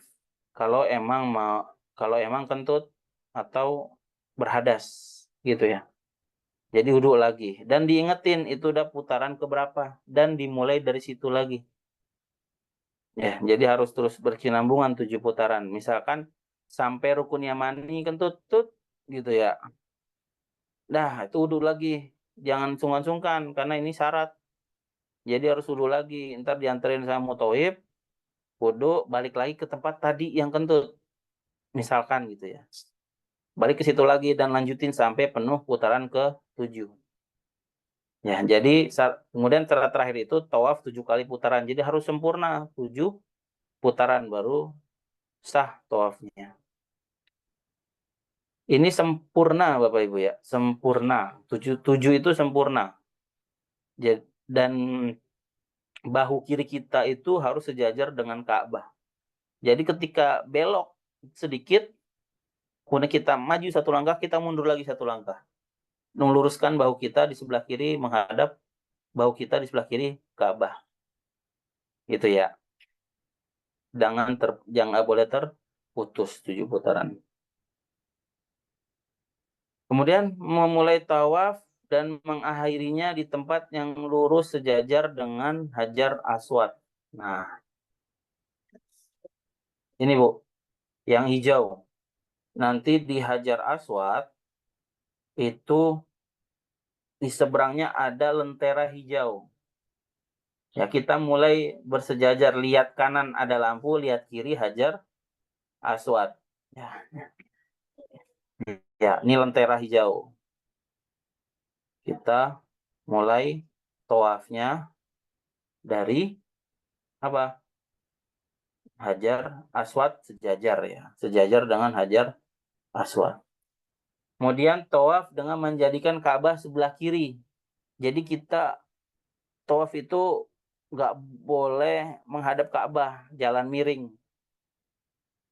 Ya, jadi jalan lurus dan bahu tetap di kiri. Jadi bahu nggak boleh goyang. Bahu kita tetap di kiri Ka'bah. Dan ini yang paling terpenting yang terakhir, dilakukan di luar Ka'bah. Jangan sampai anggota badan kita masuk ke dalam lingkaran Ka'bah, termasuk Hijr Ismail dan pondasi Ka'bah. Maka yang tawaf yang terlalu dekat dengan Ka'bah itu hati-hati. Kalau kita nyentuh, misalkan nih keinjak gunduk kalau bangunan itu kan Ka'bah bawahnya ada ininya tuh, ada kayak gundukan sedikit ya, pondasinya. Itu kalau kita nyentuh itu jadi masuk bagian Ka'bah. Kita harus mundur lagi. Harus di luar Ka'bah. Nah, dan Hijr Ismail itu bagian dari Ka'bah. Ya, Hijr Ismail. Coba kita lihat. Nih, Hijr Ismail bagian dari Ka'bah. Jadi kita tawaf itu di luar mengelilinginya. Dan juga di luar Hijr Ismail karena Hijr Ismail bagian dari Ka'bah. Itu Bapak Ibu ya. Kurang lebih kayak gini ilustrasinya.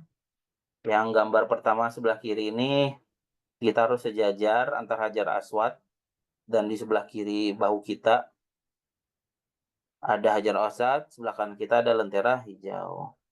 Dan ini Ka'bah ya. Ada 4 pondasi, rukun Yamani, rukun Syami, rukun Iraki dan Hajar Aswad. dan juga Hijr Ismail. Itu bagian dari Ka'bah. Kita harus mengelilinginya. Nah, ini kemudian sunnah tawaf. Sunnah tawaf itu pertama ittiba. Ya. Jadi disunahkan ketika tawaf itu ittiba. Ittiba itu kita membuka bahu kanan dalam kondisi terbuka. Ya, itu yang disebut dengan ittiba. Itu jadi sejarahnya zaman dulu tuh umat muslim itu ketika Rasulullah hijrah ke Madinah, itu isunya bagi di kalangan orang Quraisy, orang Islam di Madinah itu kurus-kurus, nggak kuat, nggak keker, kurang gizi lah. Makanya lah disunahkan ittiba biar diperlihatkan bahunya bahwasanya untuk menepis isu bahwasanya orang-orang Islam yang di Madinah itu kurus-kurus, jadi kelihatan kekernya. Sunnah yang kedua mencium Hajar Aswad dan mengusap rukun Yamani dengan tangan kanan. Nah, kalau jauh cukup kita kecup. Ya, Bismillahirrahmanirrahim, Allahu Akbar. Kita kecup dari jauh. Kalau bisa mendekat, mendekat. Kalau enggak, kita cium dari jauh. Jadi kita kecup itu Hajar Aswad dan rukun Yamani. Mana rukun Yamani? Rukun Yamani itu nanti kan kita tawaf dari Hajar Aswad. Pondasi terakhir itu rukun Yamani. Di sini juga kita kecup. Bismillah, Allahu Akbar. Kemudian disunahkan memperbanyak doa dan zikir. Nah, jadi kalau yang mau baca doa sesuai buku panduan, silakan. Yang punya hajat, yang benar-benar pengen dikabulin, minta itu terus. Misalkan putaran pertama kita doa untuk diri kita, biar kita sehat, kita murah rezeki, yang punya sakit Allah sembuhin. Pokoknya yang Bapak Ibu pengenin minta di situ. Putaran pertama kita khususkan untuk diri kita, misalkan. Kemudian putaran kedua kita khususkan untuk anak kita. Ya Allah, jadiin anak kita menjadi anak yang soleh, dijauhkan dari narkoba dan sebagainya. Kita tahu sekarang kan, zaman anak-anak sekarang kalau emang susah gitu ya, kita mengawasinya. Cukuplah Allah yang lindungin gitu. Kemudian tawaf ketiga kita khususkan buat siapa lagi atau untuk apa kayak gitu ya. Nah, yang keempat disunahkan untuk rommel. Rommel itu lari-lari kecil pada 3 putaran pertama, khususnya bagi laki-laki.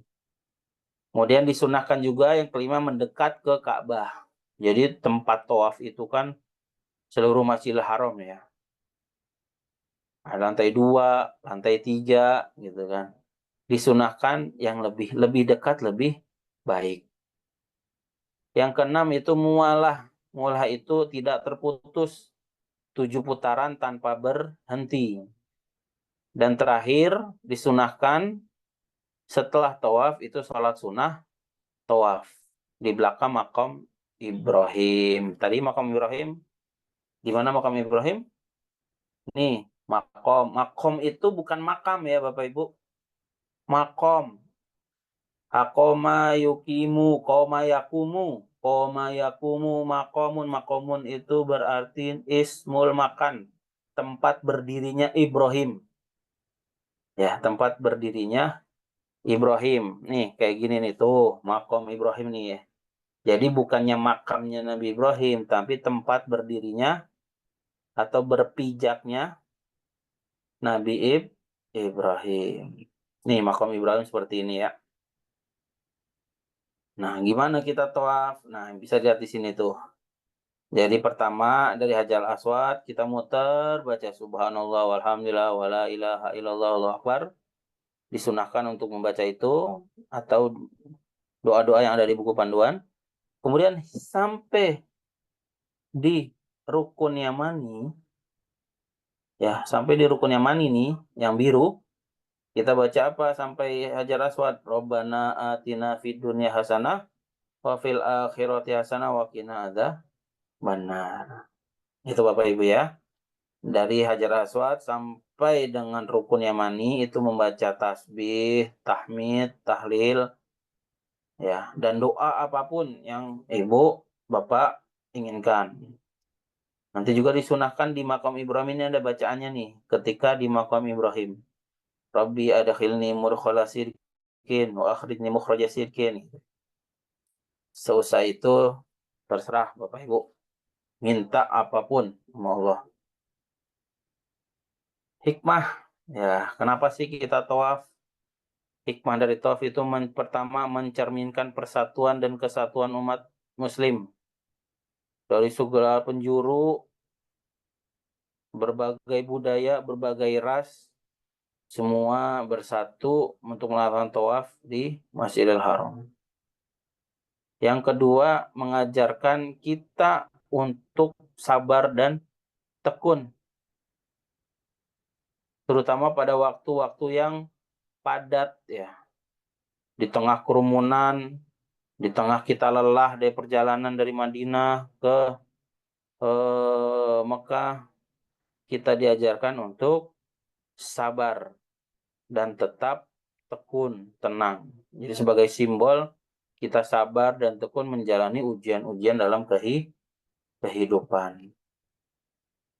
Kemudian juga tawaf membawa pesan maknawi sebagai gerakan berputar pada porosnya bumi.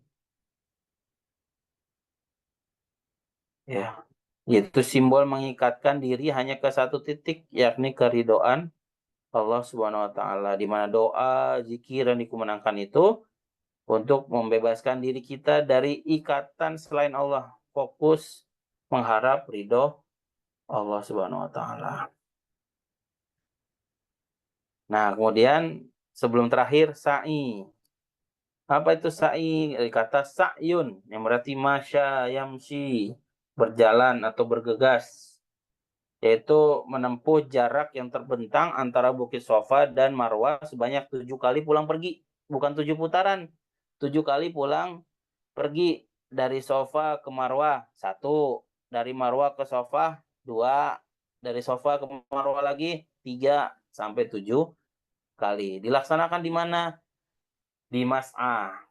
Ya, di tempat sa'i yang berada di dalam Masjidil Haram. Mana nih Mas'ah? Kita lihat. Nih, Mas'ah. Nah, ini tempat sa'i ya. Dari Bukit Sofa menuju Marwah. Ya, syarat sa'i. Syarat sa'i adalah setelah tawaf yang sah. Jadi kita bisa melaksanakan sa'i setelah tawaf yang sah. Itu syarat yang pertama. Yang kedua, syaratnya adalah tertib atau berurutan. Mulai dari Bukit Sofa ke Marwah. Marwah ke Sofa. Sofa ke Marwah lagi. Jadi startnya itu bukan dari Bukit Marwah. Tetap berurutan Marwah, Sofa, Marwah, Marwah, Sofa, Sofa, Marwah, Marwah, Sofa. Jadi 7 kali itu kita berada 4 kali di Bukit Sofa dan 4 kali berada di Bukit Marwah. Yang ketiga syaratnya dilakukan di tempat sa'i. Iya, sa'i itu nggak ada di Pondok Gede, nggak ada. Adanya di Masjidil Haram, yaitu di tempat sa'i. Kemudian terdiri atas 7 kali putaran. Ya, 7 kali bolak-balik. Kemudian yang kelima, melewati keseluruhan jarak. Jika kurang 1 langkah nggak sah. Ya, jadi misalkan Bapak Ibu 1 langkah lagi nih sampai ke Marwah nanjak. Tapi sebelum nyampe ke Marwah udah muter. Nah, itu nggak sah. Harus sempurna sampai Bukit Marwah, dari Sofa ke Marwah, Marwah ke Sofa. Jangan potong kompas gitu ya. Di tengah-tengah langsung muter gitu, jangan. Jadi harus sempurna melewati keseluruhan jarak. Itu jaraknya bisa dilihat ya, ada 420 meter dikali 7 berapa? 7 kali 400 ya kurang lebih 3 kilometer. Yang keenam, mualah berkelanjutan, tidak putus 7 kali bolak-balik ya. Jadi nggak boleh terputus. Kalau di sa'i ini batal, nggak apa-apa, lanjutin aja. Karena nggak menjadi syarat harus suci atau harus suci dari hadas kecil dan besar. Kemudian menghadap ke depan, tidak berjalan mundur atau miring. Ya, di sana kita sa'i, bukan latihan main bola ya Bapak-bapak ya, nggak ada jalan miring, apalagi jalan mundur gitu. Tetap menghadap ke depan. Kemudian disunahkan, ini sunnah bukan syarat, disunahkan, yaitu berkelanjutan atau bersambung setelah tawaf. Nah, boleh gak sih menunda sa'i habis tawaf kita diam dulu gitu? Boleh. Sholat dulu, untuk sholat apa atau mengerjakan hal lain boleh. Tapi disunahkan habis tawaf, kemudian sholat sunnah tawaf, minum air zam-zam, langsung melanjutkan sa'i. Jangan dijeda. Disunahkan juga suci dari hadas dan najis serta menutup aurat. Ini disunahkan, bukan menjadi syarat. Kalau di tawaf tadi suci itu menjadi syarat, maka apabila tidak dipenuhi dia tidak sah. Kalau di sini disunahkan untuk suci dari hadas dan najis. Yang ketiga, mendaki ke Bukit Sofa dan Marwah setiap putaran. Jadi benar-benar mendaki sampai Bukit Sofa dan Marwahnya. Disunahkan sampai benar-benar mendaki. Ya. Kemudian yang keempat, tromel. Berlari kecil di tengah pertengahan sa'i bagi laki-laki. Nanti di pertengahan kita sa'i, baik itu dari sofa ke marwah, marwah ke sofa, itu ada yang green line, ya, garis hijau. Di garis hijau itulah disunahkan untuk lari-lari kecil, agak cepat. Nanti bacanya juga ada khusus apa? Rabbighfir warham wa'fu watakarrom watajawaz dan selanjutnya. Kemudian disunahkan juga ketika saya memperbanyak doa dan zikir. Tapi doanya yang ini ya, jangan main-main. Kita banyak ngelihat di medsos nih, banyak yang main-main. Ada yang baca Pancasila, aneh-aneh aja. Adalah doa juga, ya doa yang terbaik adalah yang kita mengerti. Nggak bisa bahasa Arab, pakai bahasa Indonesia. Apalagi yang bahasa daerahnya Sunda, biar lebih menyeresep. Nyeresep doanya pakai bahasa Sunda gitu ya. Jangan kemarin yang viral itu di medsos, salah satunya ada pembimbing yang mengajak doa jamaahnya nggak paham. Allahumma zawijna arba'ah. Apa artinya? Tahu Bapak Ibu? Ya Allah, nikah kawinkanlah aku sebanyak 4. Amin, diikuti nama jamaahnya. Minta punya bini 4. Nah, jangan inilah apa? Jangan aneh-aneh. Jadi yang lebih baik yang kita pahami. Kemudian yang terakhir disunahkan berjalan bagi yang mampu. Jadi enggak itu tawaf, itu sa'i. Sekarang mah banyak kemudahan Bapak Ibu ya. Ada kalau dulu skuter, kalau sekarang ada mobil golf. Ya, berbagai kendaraan, tapi disunahkan lebih baik berjalan bagi yang mampu. Kemudian tata cara sa'i, pertama nanti kita suci dari hadas najis, kan dari tawaf masih suci ya. Kemudian yang selanjutnya berkesinambungan, habis tawaf yang sah, berkesinambungan kita melaksanakan sa'i. Nah, kemudian dari tempat tawaf kita menuju Bukit Sofa nih. Setelah kita menanjak ke Bukit Sofa, kita menghadap ke Ka'bah dan berdoa. Ada doanya di buku doa yang sudah diberikan ke Bapak Ibu. Jadi pas kita datang di Mas'a, pertama naik ke Bukit Sofa, kita menghadap ke Ka'bah. Ini apa? Latar belakangnya apa? Seperti Siti Hajar melihat ke Ismail yang berada di samping Ka'bah.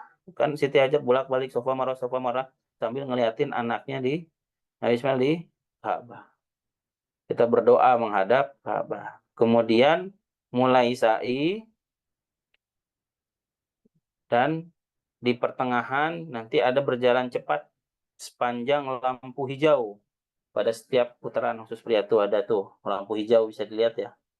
Lampu hijau.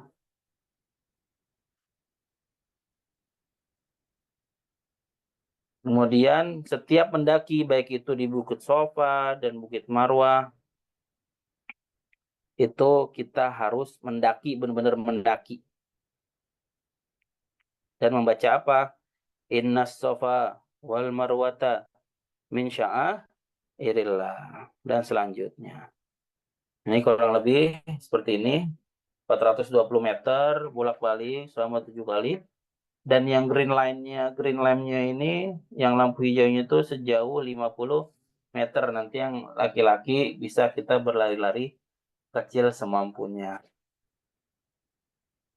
Kurang lebih seperti ini ya. Mas A itu di sebelah sininya Masjidil Haram. Dari Bukit Sofa, pertama 1 ke Marwah, muter. 2, 3, 4, 5, 6, 7. Nanti pertama kita dari tempat matop menuju Sofa, menghadap Ka'bah, kita berdoa, kita mulai. Pertama, nanti di pas hijau, mulai lari kecil, santai lagi, nanjak, baca doa lagi, inna sofa wal marwata, kemudian kita banyak berzikir. Pas hijau, kita berlari-lari kecil lagi, sampai Bukit Sofa, nanjak, inna sofa wal marwata min syairillah, terus selamanya 7 kali. Setelah sa'i terakhir, sebelumnya kita bahas dulu hikmah sa'i. Ya. Hikmah yang pertama belajar tentang keimanan. Bagaimana Siti Hajar tetap dalam keimanannya walaupun dalam keadaan susah. Ketika itu untuk mencari air aja di tanah yang tandus untuk Nabi Ismail. Dia tetap yakin bahwasanya pertolongan Allah pasti akan datang. Yang kedua, hikmahnya adalah tawakal. Siti Hajar memperlihatkan betapa penuh tawakalnya kepada Allah SWT, dan tugasnya adalah berikhtiar. Urusan nanti bagaimana hasilnya Allah yang menentukan, Allah yang menghendaki, dan Allah lah sebagai salah satu-satunya penolong. Yang hikmah yang ketiga adalah mendahulukan ikhtiar. Tawakal disertai dengan ikhtiar. Bagaimana Siti Hajar bolak-balik selama 7 kali dari Bukit Sofa dan Marwah diiringi dengan keimanan, bertawakal kepada Allah sampai datangnya bantuan, yaitu mata air Zam-Zam di bawah kaki Ismail. Ya, jadi ikhtiar aja. Nanti Allah yang nentuin. Ikhtiarnya di Bukit Sofa Marwah bolak-balik, sumurnya adanya di samping Nabi Ismail, yaitu di sumur Zam-Zam samping Ka'bah. Dan juga di situ kita disuruh diajar ikhlas, ya kan? Ikhlas, berikhtiar. Wah, nyarinya di Bukit Sofa Marwah, adanya di Ka'bah. Terakhir, tahalul. Tahalul itu adalah menghalalkan diri dari larangan ihram, dari kata halal. Jadi tahalul itu kita menghalalkan diri kita dari hal-hal yang tadinya diharamkan ketika kita berihram. Setelah tahalul maka bebas, terlepaslah kita dari larangan-larangan ihram. Silahkan yang mau pakai minyak wangi, yang mau meluk bininya, yang mau cium bininya, yang mau pakai topi, mau pakai peci, udah dibolehkan setelah tahalul. Tahalul itu artinya mencukur sekurang-kurangnya 3 helai rambut yang berada di kepala. Boleh dicukur sendiri atau dibantu orang lain. Di buku panduan ada doanya ketika mencukur dan setelah mencukur. Kemudian bagi wanita, hati-hati nih. Kan wanita pakai kerudung, rambut juga aurat. Jangan diablak kerudungnya buat motong rambut. Tetap dijaga auratnya. Minta tolong sama temennya atau pasangannya untuk nyukurin di bawah jilbabnya, masukin tangan di gunting tanpa harus kelihatan. Terus gimana bagi laki-laki yang udah botak licin nih? Kan nanti kita umroh pertama, terus umroh lagi yang kedua kan? Umroh kedua, di umroh pertama kita udah botakin. Udah botak nih, nggak ada yang bisa di ini lagi, potong lagi, misalkan botak licin atau yang emang nggak tumbuh lagi gitu kan? Itu disunatkan untuk menyentuhkan mata pisau atau mata pisau gunting di atas kepala. Disentuhin aja. Digunting-gunting lah kalau dapat syukur gitu kan. Kalau botak licin gak ada rambutnya. Ya, setelah tahallul selesai, terakhir nanti ketika kita mau meninggalkan kota Mekah, mau pulang ke tanah suci, kita melaksanakan tawaf wada. Tawaf wada ini adalah tawaf perpisahan. Kita ingin berpisah dengan kota Mekah, dengan Ka'bah, dengan Masjidil Haram. Kita mau balik ke Indonesia. Iya, harus selesai loh kita itu. Kalau udah tawaf wada, kita mau balik ke bandara ya. Udah nggak bisa lagi dapat pahala 100.000 kali lipat, 1.000 kali lipat gitu ya. Dan hukumnya ini wajib bagi yang tidak ada halangan. Dilakukan seperti tawaf umroh seperti biasa, tapi tidak dilanjutkan dengan sa'i. Dilakukan dalam keadaan suci, melafalkan ya tawaf wada. Selesai tentang manasik umrohnya, sekarang sedikit menjelaskan tentang keutamaan tempat ziarah yang akan kita kunjungi. Kita akan mengunjungi Makkah, kita akan mengunjungi Madinah, kita akan juga nanti di City Tour mengunjungi Masjid Kuba.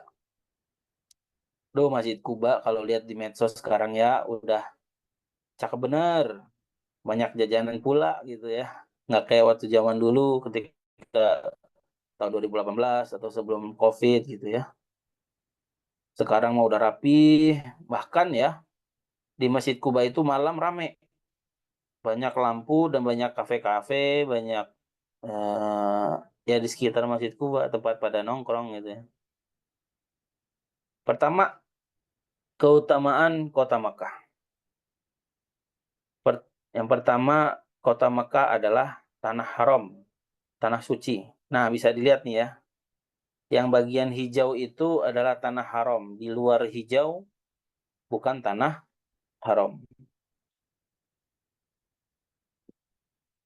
Jadi Mekah adalah tanah yang suci, yang dimuliakan dan diberkahi oleh Allah Subhanahu wa taala.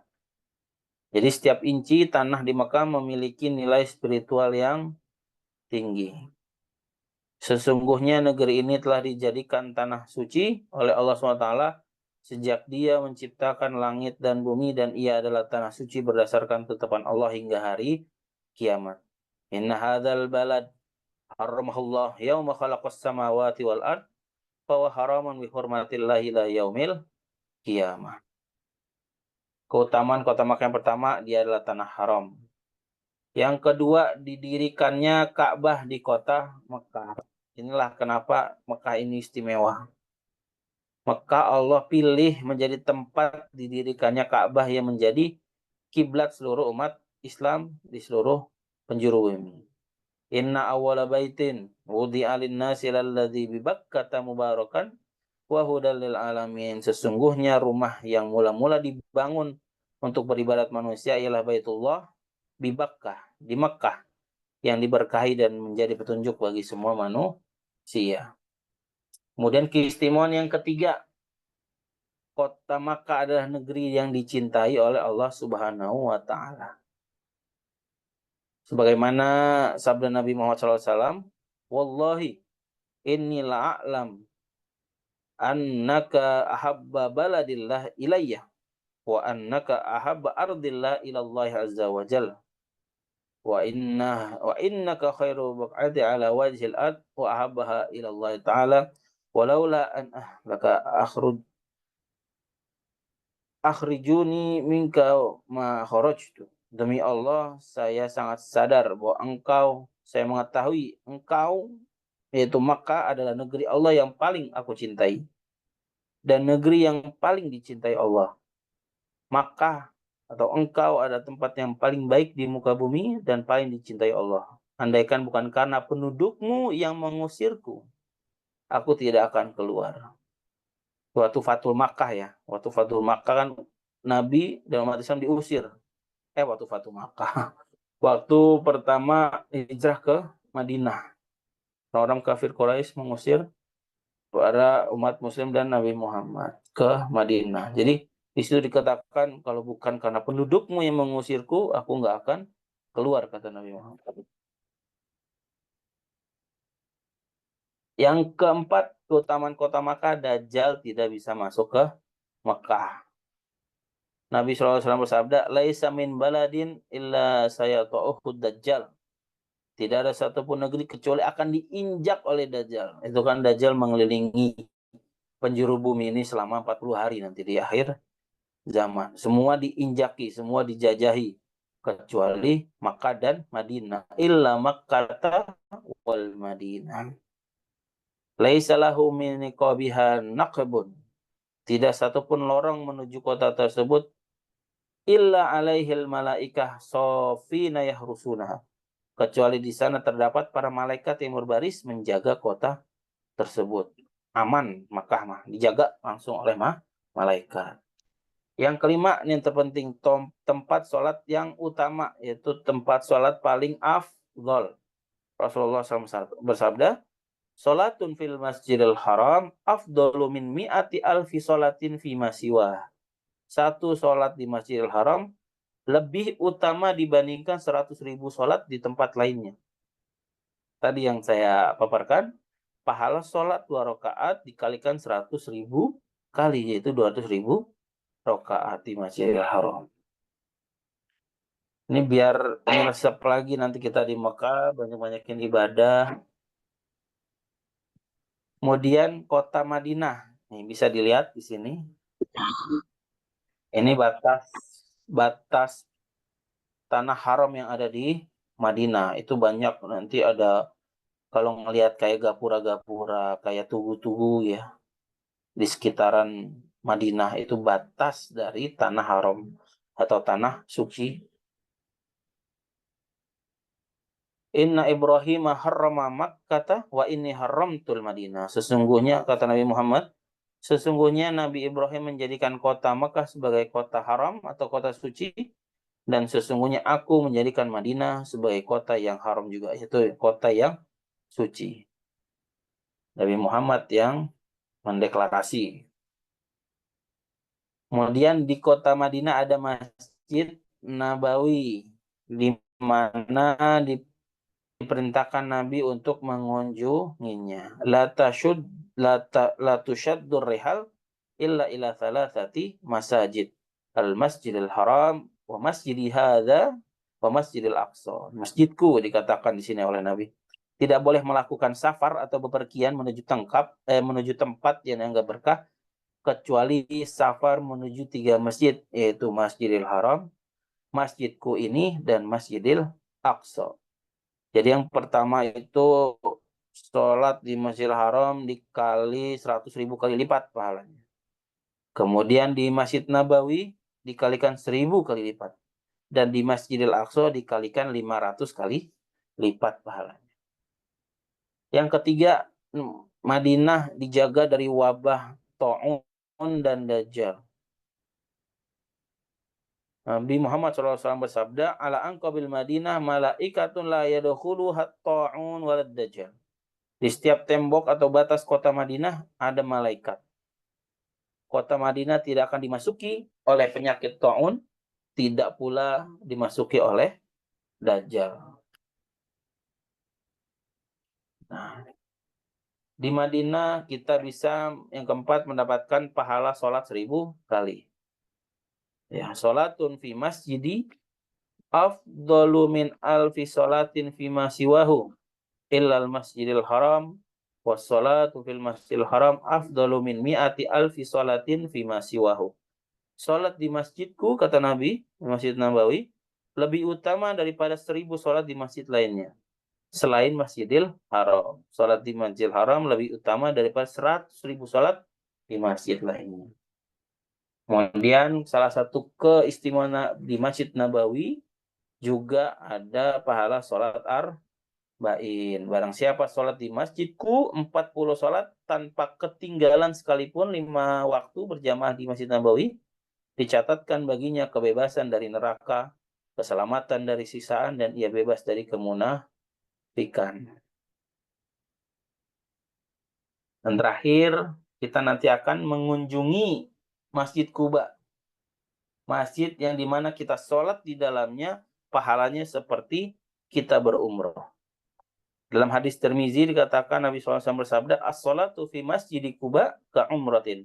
Sholat di Masjid Quba pahalanya seperti umroh. Maka nanti kita pasti tur ke Masjid Quba, sempatin kita sholat di dalam Masjid Quba walau 2 rakaat. Alhamdulillahirabbil alamin. Alhamdulillah, Masya Allah. Tuh, Bapak Ibu mana masih semangat? Apakah sudah kailullah ngantuk tunduh cenah? Mana Bu Ani, mangga Bu Haji, Teh Neng, kumaha? Lah, tuh Pak Saipudin, mangga, mangga, mangga. Tuh Ustaz tos panjang lebar, sudah panjang lebar menerangkan, menjelaskan ya terkait apa-apa saja yang harus disiapkan sebelum umroh, apa-apa saja larangan, syarat, rukun ya. Nah, mangga silakan. Ada yang mau ditanyakan yang belum paham apa yang dijelaskan Ustadz Ahmad tadi. Silakan, mangga Bu Haji Ani, Pak Ana, mangga Sadana, Pak Sumadi atau yang sudah hatam nih udah yang mau kedua kalinya, Bapak, mangga silakan. Ada yang mau ditanyakan, Bapak?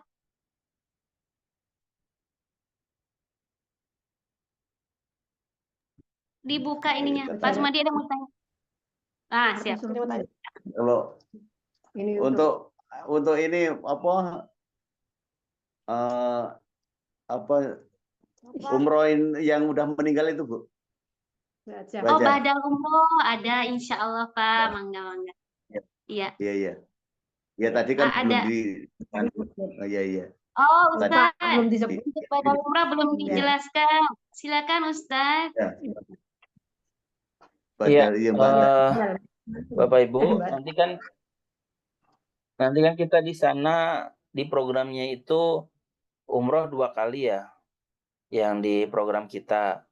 Nah, itu boleh yang pertama untuk diri sendiri, yang kedua boleh untuk orang lain, mungkin untuk orang tua kita yang sudah meninggal, atau untuk saudara kita yang sudah meninggal, kita badalkan umroh. Jadi proses ibadahnya sama seperti yang dipaparkan tadi, cuma beda di niat.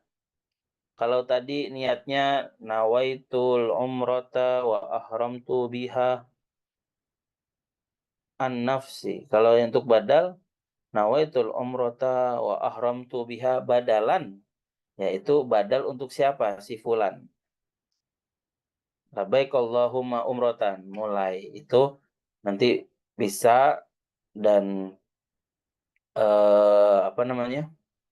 disebutkan siapa orang yang akan kita badalkan untuk umroh. Nanti pas kita niat di mikot, nanti kita tegaskan kembali siapa yang mau badal umroh untuk orang lain. Nanti akan kita pisahkan untuk melafalkan niatnya. Kurang lebih gitu. Ini yang program kita kan 2 kali. Jadi di Makkah itu kita 4 hari. Jadi yang mau 4 kali juga nggak apa-apa. Tapi nanti bisa berkelompok atau berapa orang yang bersepakat mau umroh lagi, nanti bareng-bareng kita nyewa kendaraan untuk menuju mikot, baik itu Tanim atau di Ji'ronah gitu ya. Jadi mau 3 kali umrohnya, mau 4 kali, mau 6 kali juga, sehari 2 kali boleh, asal kuat staminanya. Karena memang ibadah ini ibadah fisik yang cukup menguras banyak stamina. Maaf Kurang lebih Ustaz. gitu Bapak Sumadi. Kalau Pak Sumadi sudah pernah umroh. apakah nanti bisa langsung melakukan badal saja? Bisa tidak seperti itu, Ustaz? Boleh, boleh. Cuma memang tadi ya dikatakan di antara umroh ke umroh yang lainnya itu menghapus dosa. Jadi baiknya Pak Sumadi dan istri umroh untuk diri sendiri dulu. Ya, ini kan lumayan tuh. Bisa menghapuskan dosa antara umroh sebelumnya hingga ke umroh yang nanti akan dilakukan. Nanti yang kedua, ketiga, keempat, selama kita berada di Mekah, boleh untuk badal untuk yang lain. Baik. Gimana Bapak, cukup jelas Pak Sumadi? Siap, jelas. Baca. Terima kasih. Terima kasih. Ya, Terima kasih. sami-sami. Baik, selanjutnya mangga Pak Ana atau Nabi Teneng, siapa Bu Anissa, Pak Saipudin, Bu Haji Ani, mangga, atau Ibu Nihaya, ada yang mau ditanyakan, yang kurang paham atau kurang jelas, mangga silakan. Masih ada waktu, kita 10 menit lagi ya Pak. Bapak, Ibu ini kan banyak yang baru pertama kali umroh ya. Kalau kita ngelihat YouTube, ngelihat Instagram, ngelihat TikTok gitu, para TikTokers, itu banyak banget konten-konten orang-orang yang ada di Makkah maupun Madinah. Jadi kalau ada yang mau dituju, Bapak Ibu, silahkan dikomunikasikan. Nanti ada saya, ada Mutawif. Misalkan ini nih kayak di video ini. Nanti kita bantu anterin gitu ya. Ada yang lagi viral tuh foto di Jabal Kuda yaitu Jabal Handamah yang Raffi Ahmad dan para artis pada foto itu yang ada Zam-Zam Tower. Nah, kalau mau ke situ tinggal nanti dikomunikasikan kita antarkan ke sana gitu. Jadi jangan sungkan-sungkan untuk berkomunikasi karena memang sekarang Makkah dan Madinah itu ya cukup menarik perhatian. Banyak hal-hal yang baru, banyak destinasi yang unik dan instagramable gitu Bapak Ibu ya. Baik Ustadz. Mari silakan, ada waktu 7 menit lagi sebelum kita tutup ya Bapak Ibu dengan doa dari Ustadz Ahmad. Mungkin ada yang masih kurang jelas ya. Jadi sekali lagi mungkin boleh ditekankan buku doanya, buku panduannya mohon dibaca. Jadi pada saat nanti kita tanggal 25 manasik, H-1 keberangkatan, itu semakin hafal dan semakin paham ya Bapak Ibu. Teneng, punten, aya nu bade ditaroskeun. Siapa Teh Nisa, mangga. Teneng sudah pernah umroh ya? Belum, baik. Mangga. Iya. Baru Pak pertama. Ana, kumaha Pak? Aya nu bade ditaroskeun? Cekap. Ya. Insya Allah mungkin Ustadz paham semua, apa mungkin terlalu kebanyakan tadi ya yang dijelaskan Ustadz. Jadi udah mulai tumpah tuh tadi teh di jam 11:30, dugi ke 11:30. Nah, jadi sudah mulai pada kenyang dengan materi Ustadz. Masya Allah Ustadz. Jadi insya Allah mungkin dibaca-baca kembali untuk melancarkan dan lebih memahami apa yang tadi Ustadz paparkan atau jelaskan. Nanti insya Allah materinya di-share di grup ya Bapak Ibu. Insya Allah nanti hari Senin mungkin insya Allah akan kami buka untuk komunikasi. Ya. Baik Ustadz, mungkin waktu mau menjelang zuhur juga, azan zuhur, mungkin ditutup dengan doa dulu Ustadz. Silakan. Baik Bapak Ibu sekalian, mari kita beristighfar 3 kali. Astagfirullahaladzim, astagfirullahaladzim, astagfirullahaladzim. Kita berdoa bersama, semoga Allah memudahkan kita, meridhoi kita menuju Baitullah, menuju rumahnya. Allah beri kita kesehatan, Allah beri kita keselamatan, dan Allah ridhoin kita berangkat nanti di hari Sabtu menuju Baitullah untuk melaksanakan ibadah umroh. Dan semoga Allah SWT menjadikan umroh kita umroh makbulah, Allah terima, Allah rubah pribadi kita nanti setelah umroh menjadi lebih baik lagi. Dan untuk hajat-hajat jamaah sekalian, Bapak Ibu, semoga Allah SWT mengabulkan hajat-hajat Bapak Ibu. Dan untuk keluarga kita yang sakit, Allah angkat penyakitnya. Orang tua kita, kerabat kita yang telah meninggal dunia, Allah jadikan kuburnya rodah miratil jannah. Dan Allah ampuni kita semua, ampuni dosa-dosa kita semua, dan kita bisa menjadi pribadi yang soleh, yang muhsin, yang mukmin, dan dipertemukan nanti di jannahnya Allah SWT. Biniyatul qabul wa syafaatir rasul wa taisirul umur al-fatihah. A'udzu billahi minasyaitonir rajim. Bismillahirrahmanirrahim. Alhamdulillahirabbil alamin. Arrahmanir rahim. Maliki yaumiddin. Iyyaka na'budu wa iyyaka nasta'in. Ihdinas siratal mustaqim. Siratal ladzina an'amta 'alaihim ghairil maghdubi 'alaihim waladdallin. Wa'afana ya karim ya arhamar rahimin irhamna ya arhamar rahimin irhamna ya arhamar rahimin irhamna Allahumma bihaqil fatihah wa bisiril fatihah wa bikaramatil fatihah wa bimu'jizatil fatihah ya farijal ham ya kashifal gham ya man liyamdi yaghfir wa yarham wa yada fi'al bala ya Allah wa yada fi'al bala ya Rahman wa yada fi'al bala ya Rahim iftah lana abwabal khair waj'alna min ahsanil khair Allahumma astajib du'ana washfi mardana Allahumma astajib du'ana wastajib du'ana wa tub alaina innaka antat tawwabur rahim. Da'wahum fiha subhanakallah wa tahiyatum fiha salam wa akhiru da'waman alhamdulillahi rabbil alamin. Alhamdulillahirabbil alamin. Bapak, Ibu, Ibu Rohmah semuanya, mungkin terakhir dari Ai menitipkan pesan, tetap jaga kesehatan, tetap semangat untuk latihan tadi ya, jalan gitu kan, seperti itu. Lalu nanti di grup atau apa namanya, akan diumumkan juga beberapa pengumuman. Jadi baju batik itu dipakai pada saat keberangkatan, hari apa, tanggal berapanya. Nanti insya Allah kami akan umumkan di grup WA-nya. Lalu pada saat hari H, tanggal 25 itu memakai dianjurkan ya memakai baju putih, koko putih bagi laki-laki, celana hitam, lalu perempuan juga gamis putih, kerudung hitam. Nanti insya Allah semua akan di grup akan kami share atau akan kami bagikan. Baiklah, alhamdulillah terima kasih banyak Ustadz Ahmad atas pemaparannya. Pergi ke masjid pakai kopiah, semoga acara ini menjadi berkah buat kita semuanya ya Bapak Ibu, sadayana. Mohon maaf, kesempurnaan hanya milik Allah. Ayo tutup dengan mengucapkan kita alhamdulillahirabbil alamin. Oh, siap sebentar.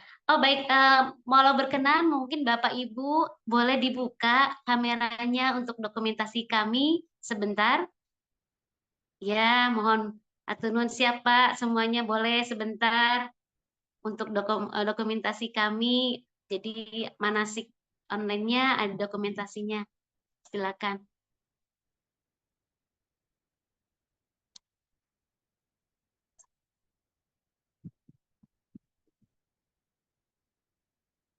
Ya, alhamdulillah baik. Terima kasih Ayu ucapkan kepada Pak Ana, Bu Ani, Teh Dewi, Teh Nisa ya, Pak Budi, Bu Dini, Pak Hadi, Pak Hasan, lalu Teneng Tasmin ya, Bu Nihaya, lalu Pak Saipudin, Pak Sumadi dan Ibu Suparti, Pak Susanti dan Pak Tugi. Jazakumullah khairan katsiran. Mohon maaf Ai sebagai pembawa acara ini. Hadanallahu wa iyyakum ajmain. Wassalamualaikum warahmatullahi wabarakatuh. Waalaikumsalam warahmatullahi wabarakatuh.